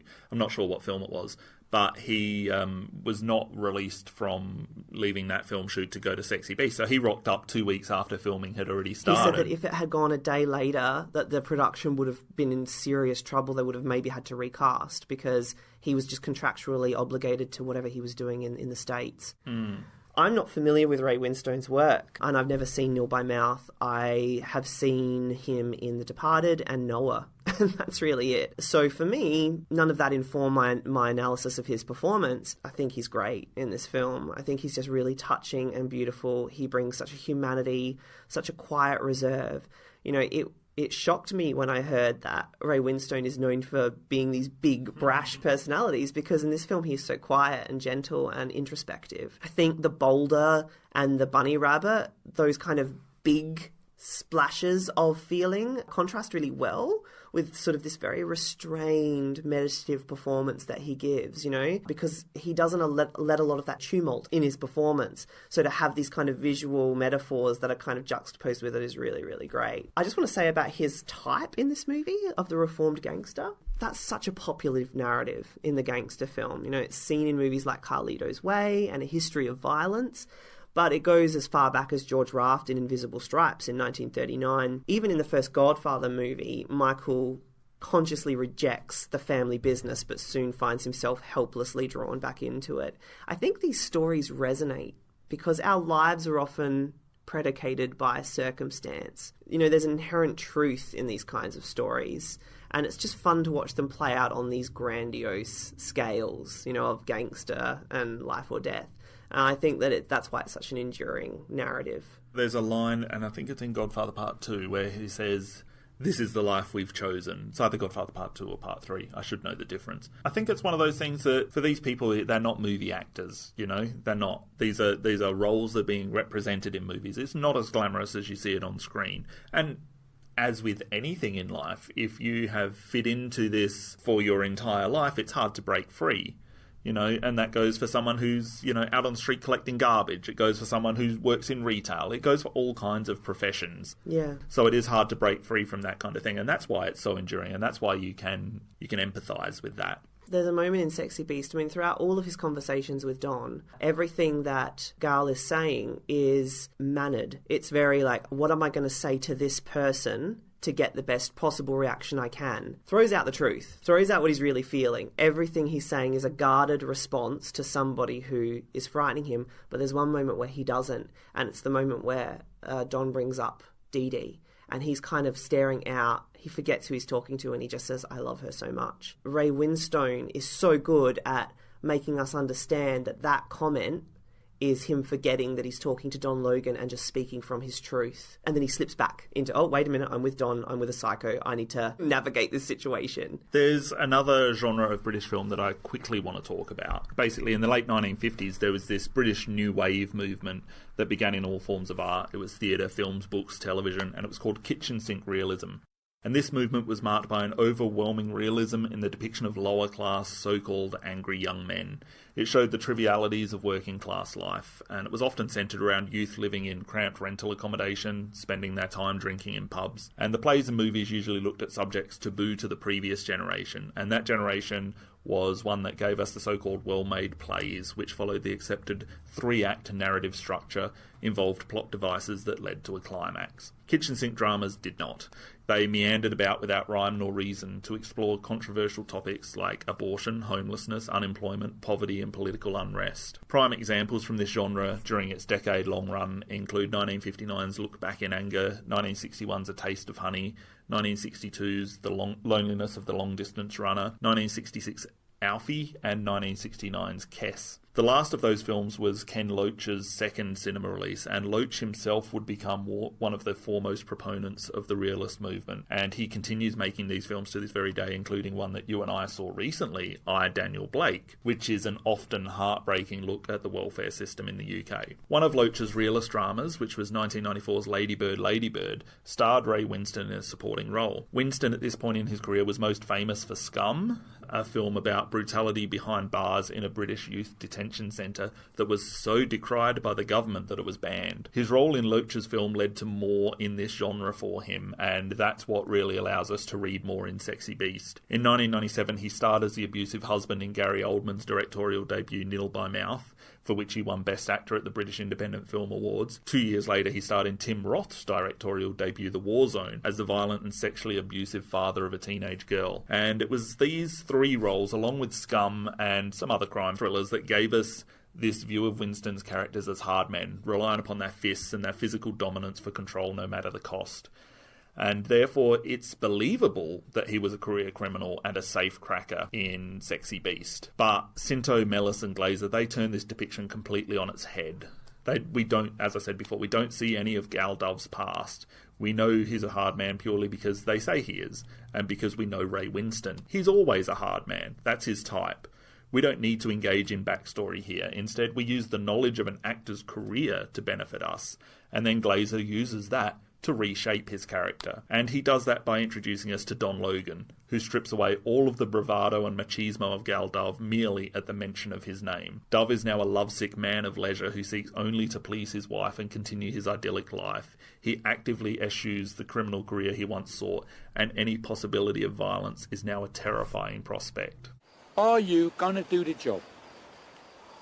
It's not a difficult question. Yes or no? Don. Say it. No.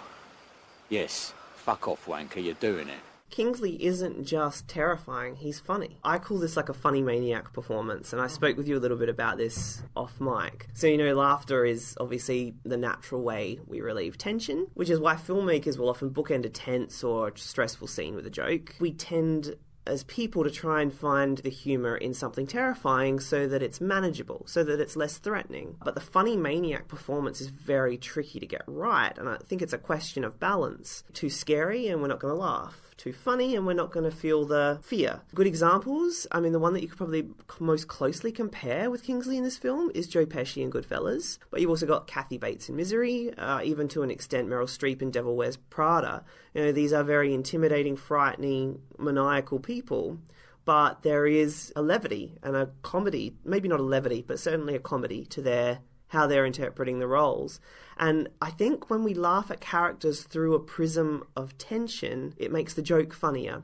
And it makes the joke more enriching, more rewarding, because it's making us laugh and providing a release from just the general nervousness we feel about seeing this person on screen. By the way, I laughed heaps in Sexy Beast, but I laughed the most when Don is shot and he looks down at the wound and he goes, "Oh my God!" I just I don't know why, but I found that so funny, his reaction in that moment to being shot. It was so good. I just loved it so much. I don't really know why. I just thought it was really funny. Did you find anything sexual about Ben Kingsley's performance? No, he's very pitiable. He so badly wants Jackie to look at him. When I think of him, I think of his posture and his silhouette, because he's got that bald head, so he's got this very defined silhouette, and he's always ramrod straight, and his ears kind of poke out, and even when he comes at that first scene, he's sitting down, in that lounge area, he's so straight. It's interesting that in his previous roles, that kind of posture, it looked noble. It looked regal. It looked like somebody who had real authority, but kind of benevolent authority. Whereas in this film, it makes him look hyper alert and kind of deranged. He sort of sticks out of his shoes like a malevolent spring, waiting to be offended, waiting to be angry at somebody for some innocuous comment. I read that he based this on his grandmother. She was an extremely violent and unpleasant woman. She was racist, fascist, anti-Semitic. When I play great heroic Jews and great heroic dark people, I'm sticking two fingers up at her.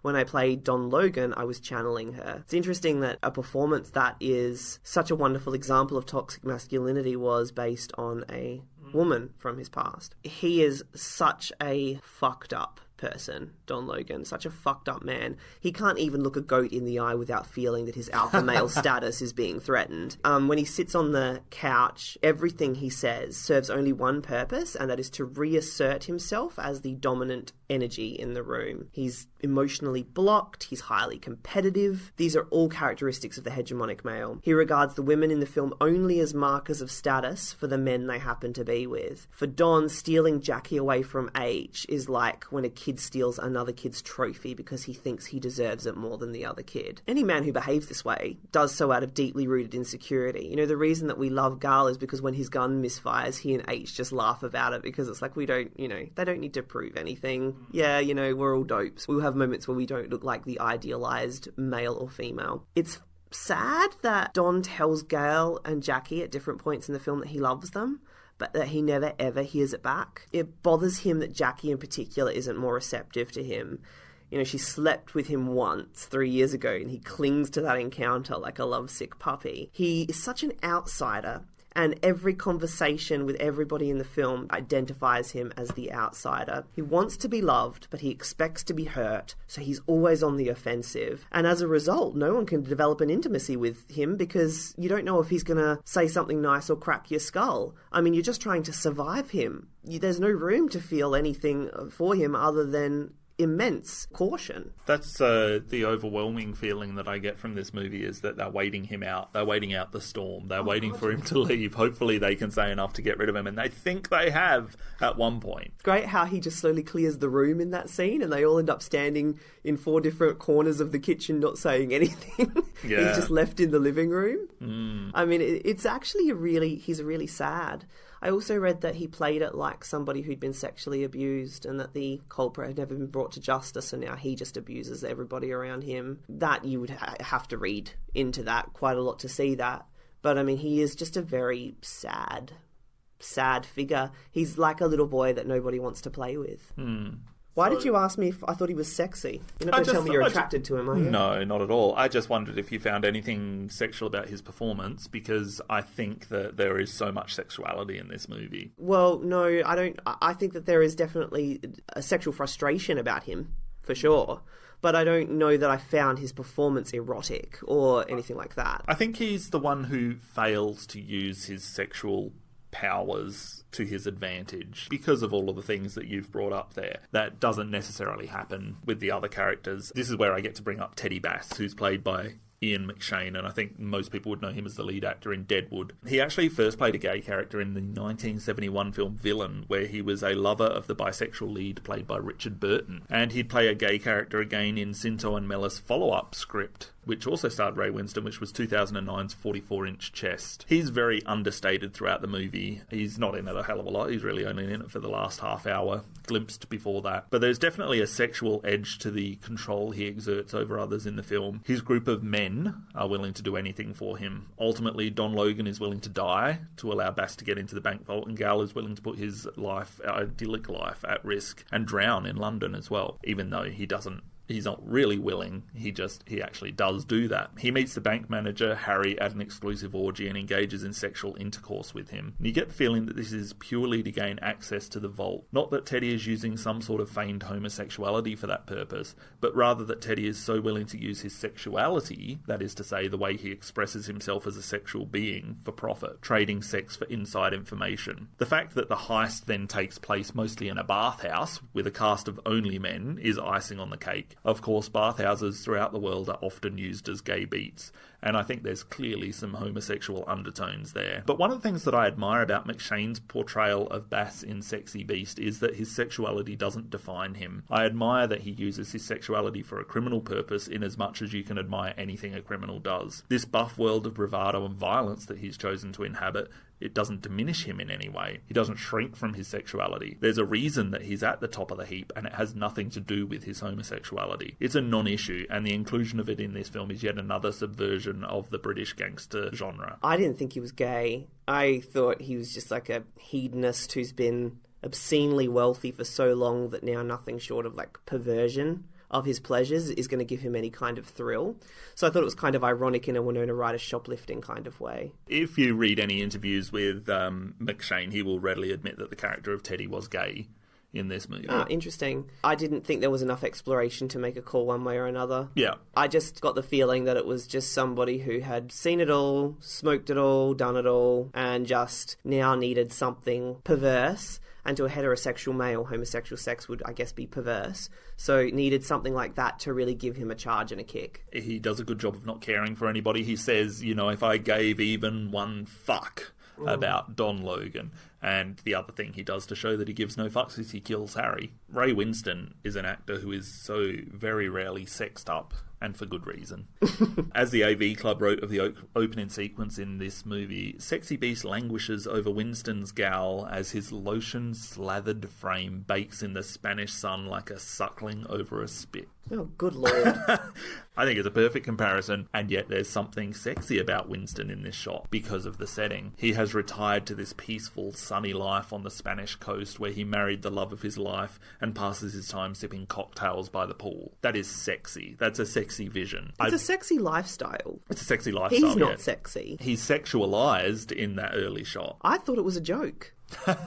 When he got up and he does that freeze frame on him, like crookedly, awkwardly getting up, and that's it goes hilarious. Sexy Beast. Yeah. I mean, no, I know he does look leathery. I mean, Don says that to him, leathery, yeah. but I mean, yeah, I didn't see that at all. I just want to compare this quickly to a scene from another film.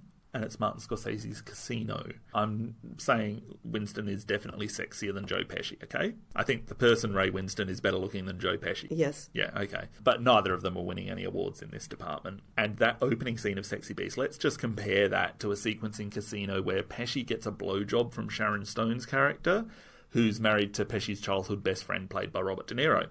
That scene is so entirely unsexy, and it's not just unsexy, it always makes me recoil. Do you know the scene I'm talking about? I find that scene disgusting. And Glazer could have convincingly done that with Winston in this film because it would have been easy enough to do. But he doesn't. He imbues all of the violent, swearing men, which is also a good description for Pesci's Casino character, with a bluster and sincerity that makes them appealing. They're not hiding anything from us as a viewer, and never is that made more literal than when we stare down at Gal's almost naked body. Yeah, that's fair. I mean, it's definitely not trying to highlight how unappealing he is. It's a lovely life. It's shot really beautifully. Maybe the reason I didn't find the scene sexualized was because I didn't find him appealing in that way, although I think he's beautiful and relatable and lovely, and you know, I loved him and I was totally in his corner. He's a brilliant talent. But yeah, I don't know, that's interesting to me that people have interpreted the scene that way. Well, I've always interpreted the scene that way. I mean, the images are I find it strangely erotic. Okay, well. I do. I find Ray Winston at the start of this movie, and of course I find the little Spanish boy, I find them strangely erotic. That's gross. Do you need me to leave you alone for a couple minutes? Oh, no. Step outside. But I think also how we read Don Logan's character, because we know Ray Winston, I think we do something similar with Gal's sexuality in this film by pairing him with the character of Dee Dee, who is a former porn star. And I think this elevates his appeal. If a porn star is into this man, then there must be something sexy about him. I like that repeatedly in this movie, Sinto and Mellis have layered our reading of each character in this way. It's not just what we see, but what we know from other characters and other films. What we really are attracted to once we get past the sort of superficiality of appearance is the character underneath can become intensely sexy to us. And in that sense, Gal is sexy because he's in command, he's sensible, he's warm, and, you know, he's a lovely person. And you can see why somebody glamorous like Dee Dee, who, by the way, is at an age where her face has kind of got these hardened lines and everything. And so you can kind of see where she's come from in that sense. But you can see why he could draw someone like Dee Dee to him. Yeah, it's like when you say people fall in love with people because of their personality. Yeah. Before we move on to talking a little bit about Birth and Under the Skin, do you have anything else that you really want to say about the Sexy Beast in particular?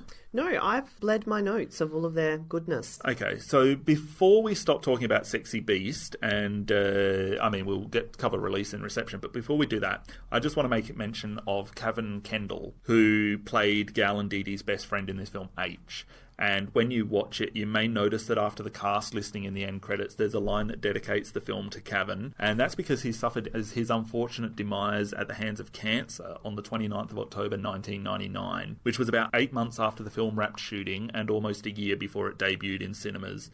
And Kendall was best known in the UK as a stage actor, but he did have a few other film credits before he did Sexy Beast. The thing that makes Sexy Beast so enjoyable for me to watch is its performances, and I think we've talked about that throughout this podcast. And I think we've talked about a lot about Winston and Kingsley, a little bit about Ian McShane, and I think Cavan Kendall here is almost as good as any of them. He's obviously a supporting character, but one of my favourite scenes in the movie is when Gal has returned to Spain at the end of the movie. He's laying in the pool, and Aitch is reciting a story to Dee Dee and Jackie about a pill that leaves your hair in a state of stasis. Jackie's laughing at him and says, well, what if you want to change it one day? And he says, well, that's where the antidote comes in. It's such an incredible story in that it's difficult to believe, but he plays it so straight, and Aitch has zigzagged emotionally from Gal's happy-go-lucky best mate to a withering coward who's berated by Don not to look at him. The return of his smile actually means something in this shot. It means that that threat has gone and that the happiness has returned, even if the words he's speaking at that moment mean nothing. And I did just want to make mention of Kendall's performance. I find him really enjoyable in Sexy Beast, and I think it's such a shame that he never got to see the finished product. That is sad, yeah. He is really great.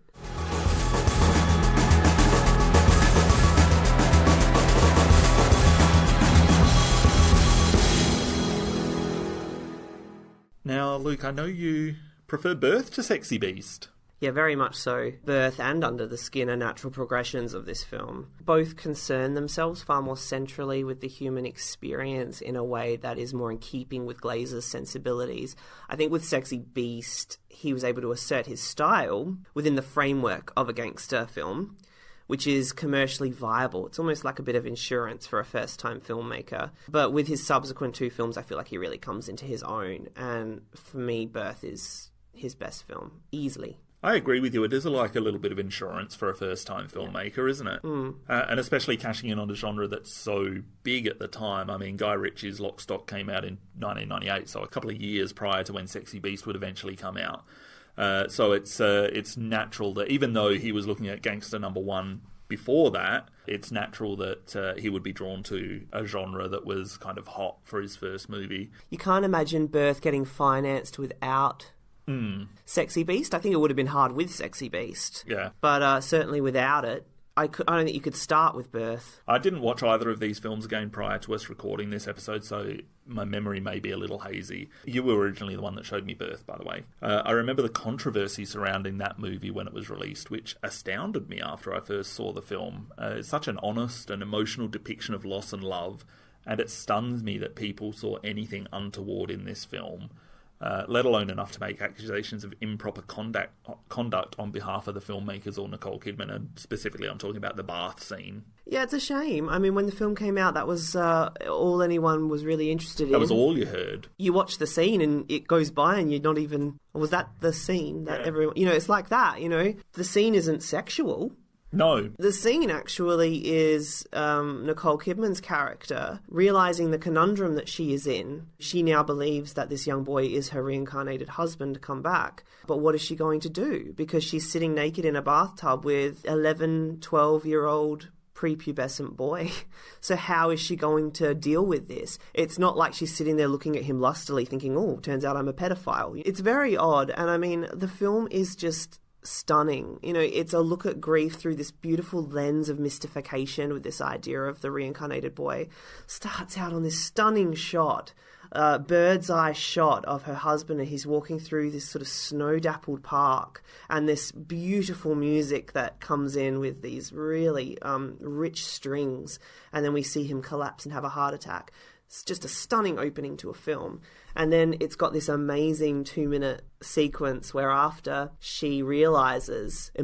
after she realises that he is her husband, and she realises it because he collapses when she asks him to leave her alone. And then she's just raced into this opera and she sits down, the camera goes up on her face as we watch her slowly break down all of the ideas she's had about life and start to accept something impossible. And it's one of the most stunning pieces of acting I've ever seen. You can't take your eyes off her face. It's always been one of my favourite films. I mean, we always go into spoilers, so if you're listening to this and you haven't seen it, just stop listening for the moment. But the final scene of Birth with Nicole Kidman in the middle of getting photographs on her wedding day, runs down to the ocean where she first met her former husband, and she's just screaming, and the waves are lapping at her feet, and she's staring at this horizon, this enormous horizon of the ocean. It's almost like she's screaming at life and how frightening life is. And her husband comes up and he whispers something in her ear that we don't hear, and then he just slowly drags her back into her new life. It's shivers, and it's the kind of ending that doesn't let you get out. The movie just sort of stains your mind after that for about 48 hours because of the note that it leaves you on. I just think it's a tremendous piece of film. I couldn't recommend it enough. Like, I absolutely love it. I think one day it'll be in my top 20 films of all time. That's a huge call. I think it's an excellent film. From memory, I'd probably end up giving it about 4.5 stars if I was to rewatch it now. It's far more streamlined vision than Sexy Beast is, which isn't to say that Sexy Beast isn't streamlined, because I think it is, but Birth succeeds without a lot of the filmmaking techniques present in his debut, and I think that always makes for a much stronger film, and especially one that ends up dating far less. And the performances in Birth are another strong point of that movie. Now, I don't feel anywhere near the same about Under the Skin. Is this where we have a on-mic fight? No, because I don't know that the film will care about it enough to fight that much, but I hated it. I think I gave it a star when I watched it a few years ago. That's ridiculous. I just thought it was pointless and abstract for the sake of being different. It was very beautiful, but images alone don't make a good film. And I really disliked it. And I was very upset about that, as I had loved his previous 2 films, Sexy Beast and Birth. And I really liked Scarlett Johansson. So I felt under the skin that Glazer had reverted to trickery and went overboard with it. And it's like one long music video without the music to get you through. No, I think Under the Skin is brilliant. I think it's a really unusual film that looks very directly at the importance of empathy and how our survival as a species hinges upon social interaction and community structures and empathy. It does do it in a very oblique way. You could argue that this is a film about Scarlett Johansson picking guys up in a car. Then it occasionally cuts to this strange place with black goo. That's how I'd describe the movie, yeah. And also one long scene of Scarlett Johansson walking down a road. What's alarming about the film is that we see Scarlett Johansson with nothing on her face. Nothing on her face. And then suddenly a guy approaches the car and she's got a personality. And then once she gets rid of them, she goes back to blank face. And so you become very aware of how personality is something that becomes imprinted on us, and that for us as people it happens naturally. We make natural choices about who we are. But for, I suppose, an alien who's in a human skin, the idea that you are blank and then you aren't, and you're like switched on and off like a light, it's very frightening. And there's a scene at the beach where I think she watches a couple of divers drown, and then a baby is left screaming, and she just goes past the baby, and it's not because she's cruel, it's because she's not human. I mean, that's such an interesting idea. I mean, look, yeah, it's a challenging movie. It's an interesting movie. I love the scene where she falls down and she realizes she's cut herself and she experiences pain and blood for the first time. I love when she sits down at a restaurant and so desperately wants to experience the pleasure of eating because she sees it all around her, but she ends up choking on a piece of cake that she's eaten. I just think it's unique. I don't think there's another film like it, and I absolutely loved it. Did you give it 5 stars? I think I gave it 4. 4, okay. So, I mean, I probably liked it as much as Sexy Beast and not as much as Birth. So tell us about the release of Sexy Beast and how it was received. All right. Sexy Beast premiered at the 2000 Toronto International Film Festival on the 13th of September. It was picked up by Fox Searchlight Pictures. It opened in the UK 4 months later alongside Castaway, which was this mega hit. Came in at number 13 at the UK box office with a weekend gross of 150,000. Rose to number 9 for a fortnight, which is interesting. It must have been word of mouth, before dropping out of the top 10 under the weight of new releases like What Women Want and Vertical Limit. It had an extremely staggered international rollout that took 2 years, finishing up with $10 million gross, so not a hit by any means, but it did recoup its costs, and it at least put Glazer on the map as director worth looking out for. Critics received the film favourably. They praised Louis Mellis and David Shinto's sharp-tongued screenplay, Glazer's crisp direction, and Ben Kingsley's career-bending turn. Roger Ebert's 3.5 out of 4-star review is largely a love letter to the actor. He wrote, "Kingsley's performance has to be seen to be believed. He's angry, seductive, annoyed, wheedling, fed up, ominous, and out of his mind with frustration. I didn't know Kingsley had such notes inside him. Obviously, he can play anyone." Eddie Cockrell saw the film at Toronto and reviewed it for IndieWire. He wrote, "Director Jonathan Glazer looks at the now ubiquitous ironic approach with a genuinely fresh eye. There's often a spacey, non-linear approach to pace and rhythm, creating a palpable sense of unpredictability that meshes nicely with the erratic tempers of these ruthless characters." Some critics didn't vibe with it as much. Variety called it massively uneven. Joshua Katzman of the Chicago Reader wrote that aside from Glazer's visual flair and gallows humour, he has still subtracted much more than he's added. Award recognition predictably centred around Kingsley's performance. He was nominated for a SAG, Golden Globe, Best Supporting Actor Oscar, but he lost to Jim Broadbent for his work in Iris. Sexy Beast currently holds an 83% fresh rating on Rotten Tomatoes. In August 2018, Paramount Pictures announced that they were developing a TV series which will act as a prequel to Sexy Beast and tell the story of an up-and-coming criminal, Gal Dove, as he forms a partnership with Don Logan, starts working for criminal mastermind Teddy Bass, and meets and falls in love with his future wife, Dee Dee. So we'll have to keep our eyes peeled for that one. And I believe that is written still by Cinto and Mellis? Yeah, they're involved. So that'll be interesting. It should be good. Well, we'll see. Yeah, you can never tell. Ready for a quiz? I am. Okay. I'll ask you a question, okay? Go for it. So just to demonstrate exactly how strong the character of Don Logan is in Sexy Beast, all of my quiz questions this month have to do with him. Oh, God. He's your favourite part of this movie, Luke, so I'm hoping you've done your homework. Who did Ray Winstone originally show the script to in hopes that he would play the role of Don Logan? Gary Oldman? Very good. Oh, thank God. And he had directed Winston in Nil by Mouth. What was the rock made of that was hurled down onto Ray Winstone? As in, what kind of boulder was it, or what was it actually made of? What was it actually made of? It was actually made of... what's that stuff? What's that stuff, Luke? What's that? Foam. Fiberglass. Oh, so close. That was quite dangerous, actually. Winston himself was originally looking at playing Don Logan after being offered the role by Glazer. What character trait was he going to give Logan? Tourette's syndrome. Yeah, we read the same page. I've done my research. I read many a page. Yeah, the idea was nixed by the producers, I guess. What was the first scene shot in the film? The first scene shot in the film was outside the Grosvenor Hotel. It was the dinner scene. Yeah, look, I was guessing. Oh. But I sounded really sure of myself, didn't I? Wait, do I have to check my notes? It was the dinner scene where they find out Don is coming to Spain. Producer Jeremy Thomas on the audio commentary says that he was just amazed that Glazer could do such a complicated scene first round. Interesting. Mm. Which Oscar-winning role in 2014 was by an actor playing against type inspired by Kingsley's against type performance in Sexy Beast? Oh, fucking hell. 2014 Oscar-winning role. Against type. I'm not going to get this. I'm not good at thinking like this early in the morning. It's after midday, Luke. No, I don't know. J.K. Simmons in Whiplash. Oh, I did know that. Who producer Jason Reitman had previously cast as the loving father in Juno. So what are we on? You're on 2, I'm on 0. So you've won. Okay, good. But I can't go out with a big old goose egg, so read me another one. What role did Ben Kingsley land thanks to his portrayal of Don in Sexy Beast? House of Sand and Fog? No, Mandarin, the villain in Iron Man 3. Oh shit, I've got that as a question on my fucking page here.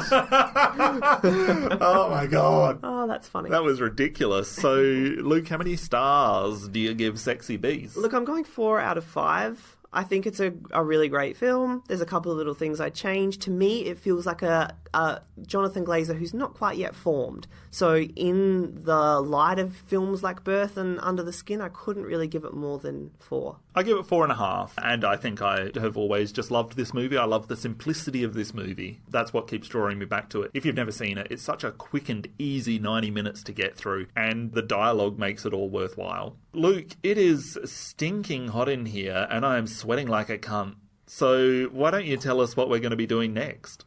By the way, you're not beeping out all our words. Yes. No, I think we just put a warning on it. So next month we're going to be joined by special guest Cassandra Cain, and we're going to be looking at James Bridges' 1979 disaster thriller film, The China Syndrome. Excellent. Can't wait. Yeah, it should be good. We've also got another special episode in the works, and we're going to be talking to a special guest, so stay tuned for that. I don't want to announce it yet.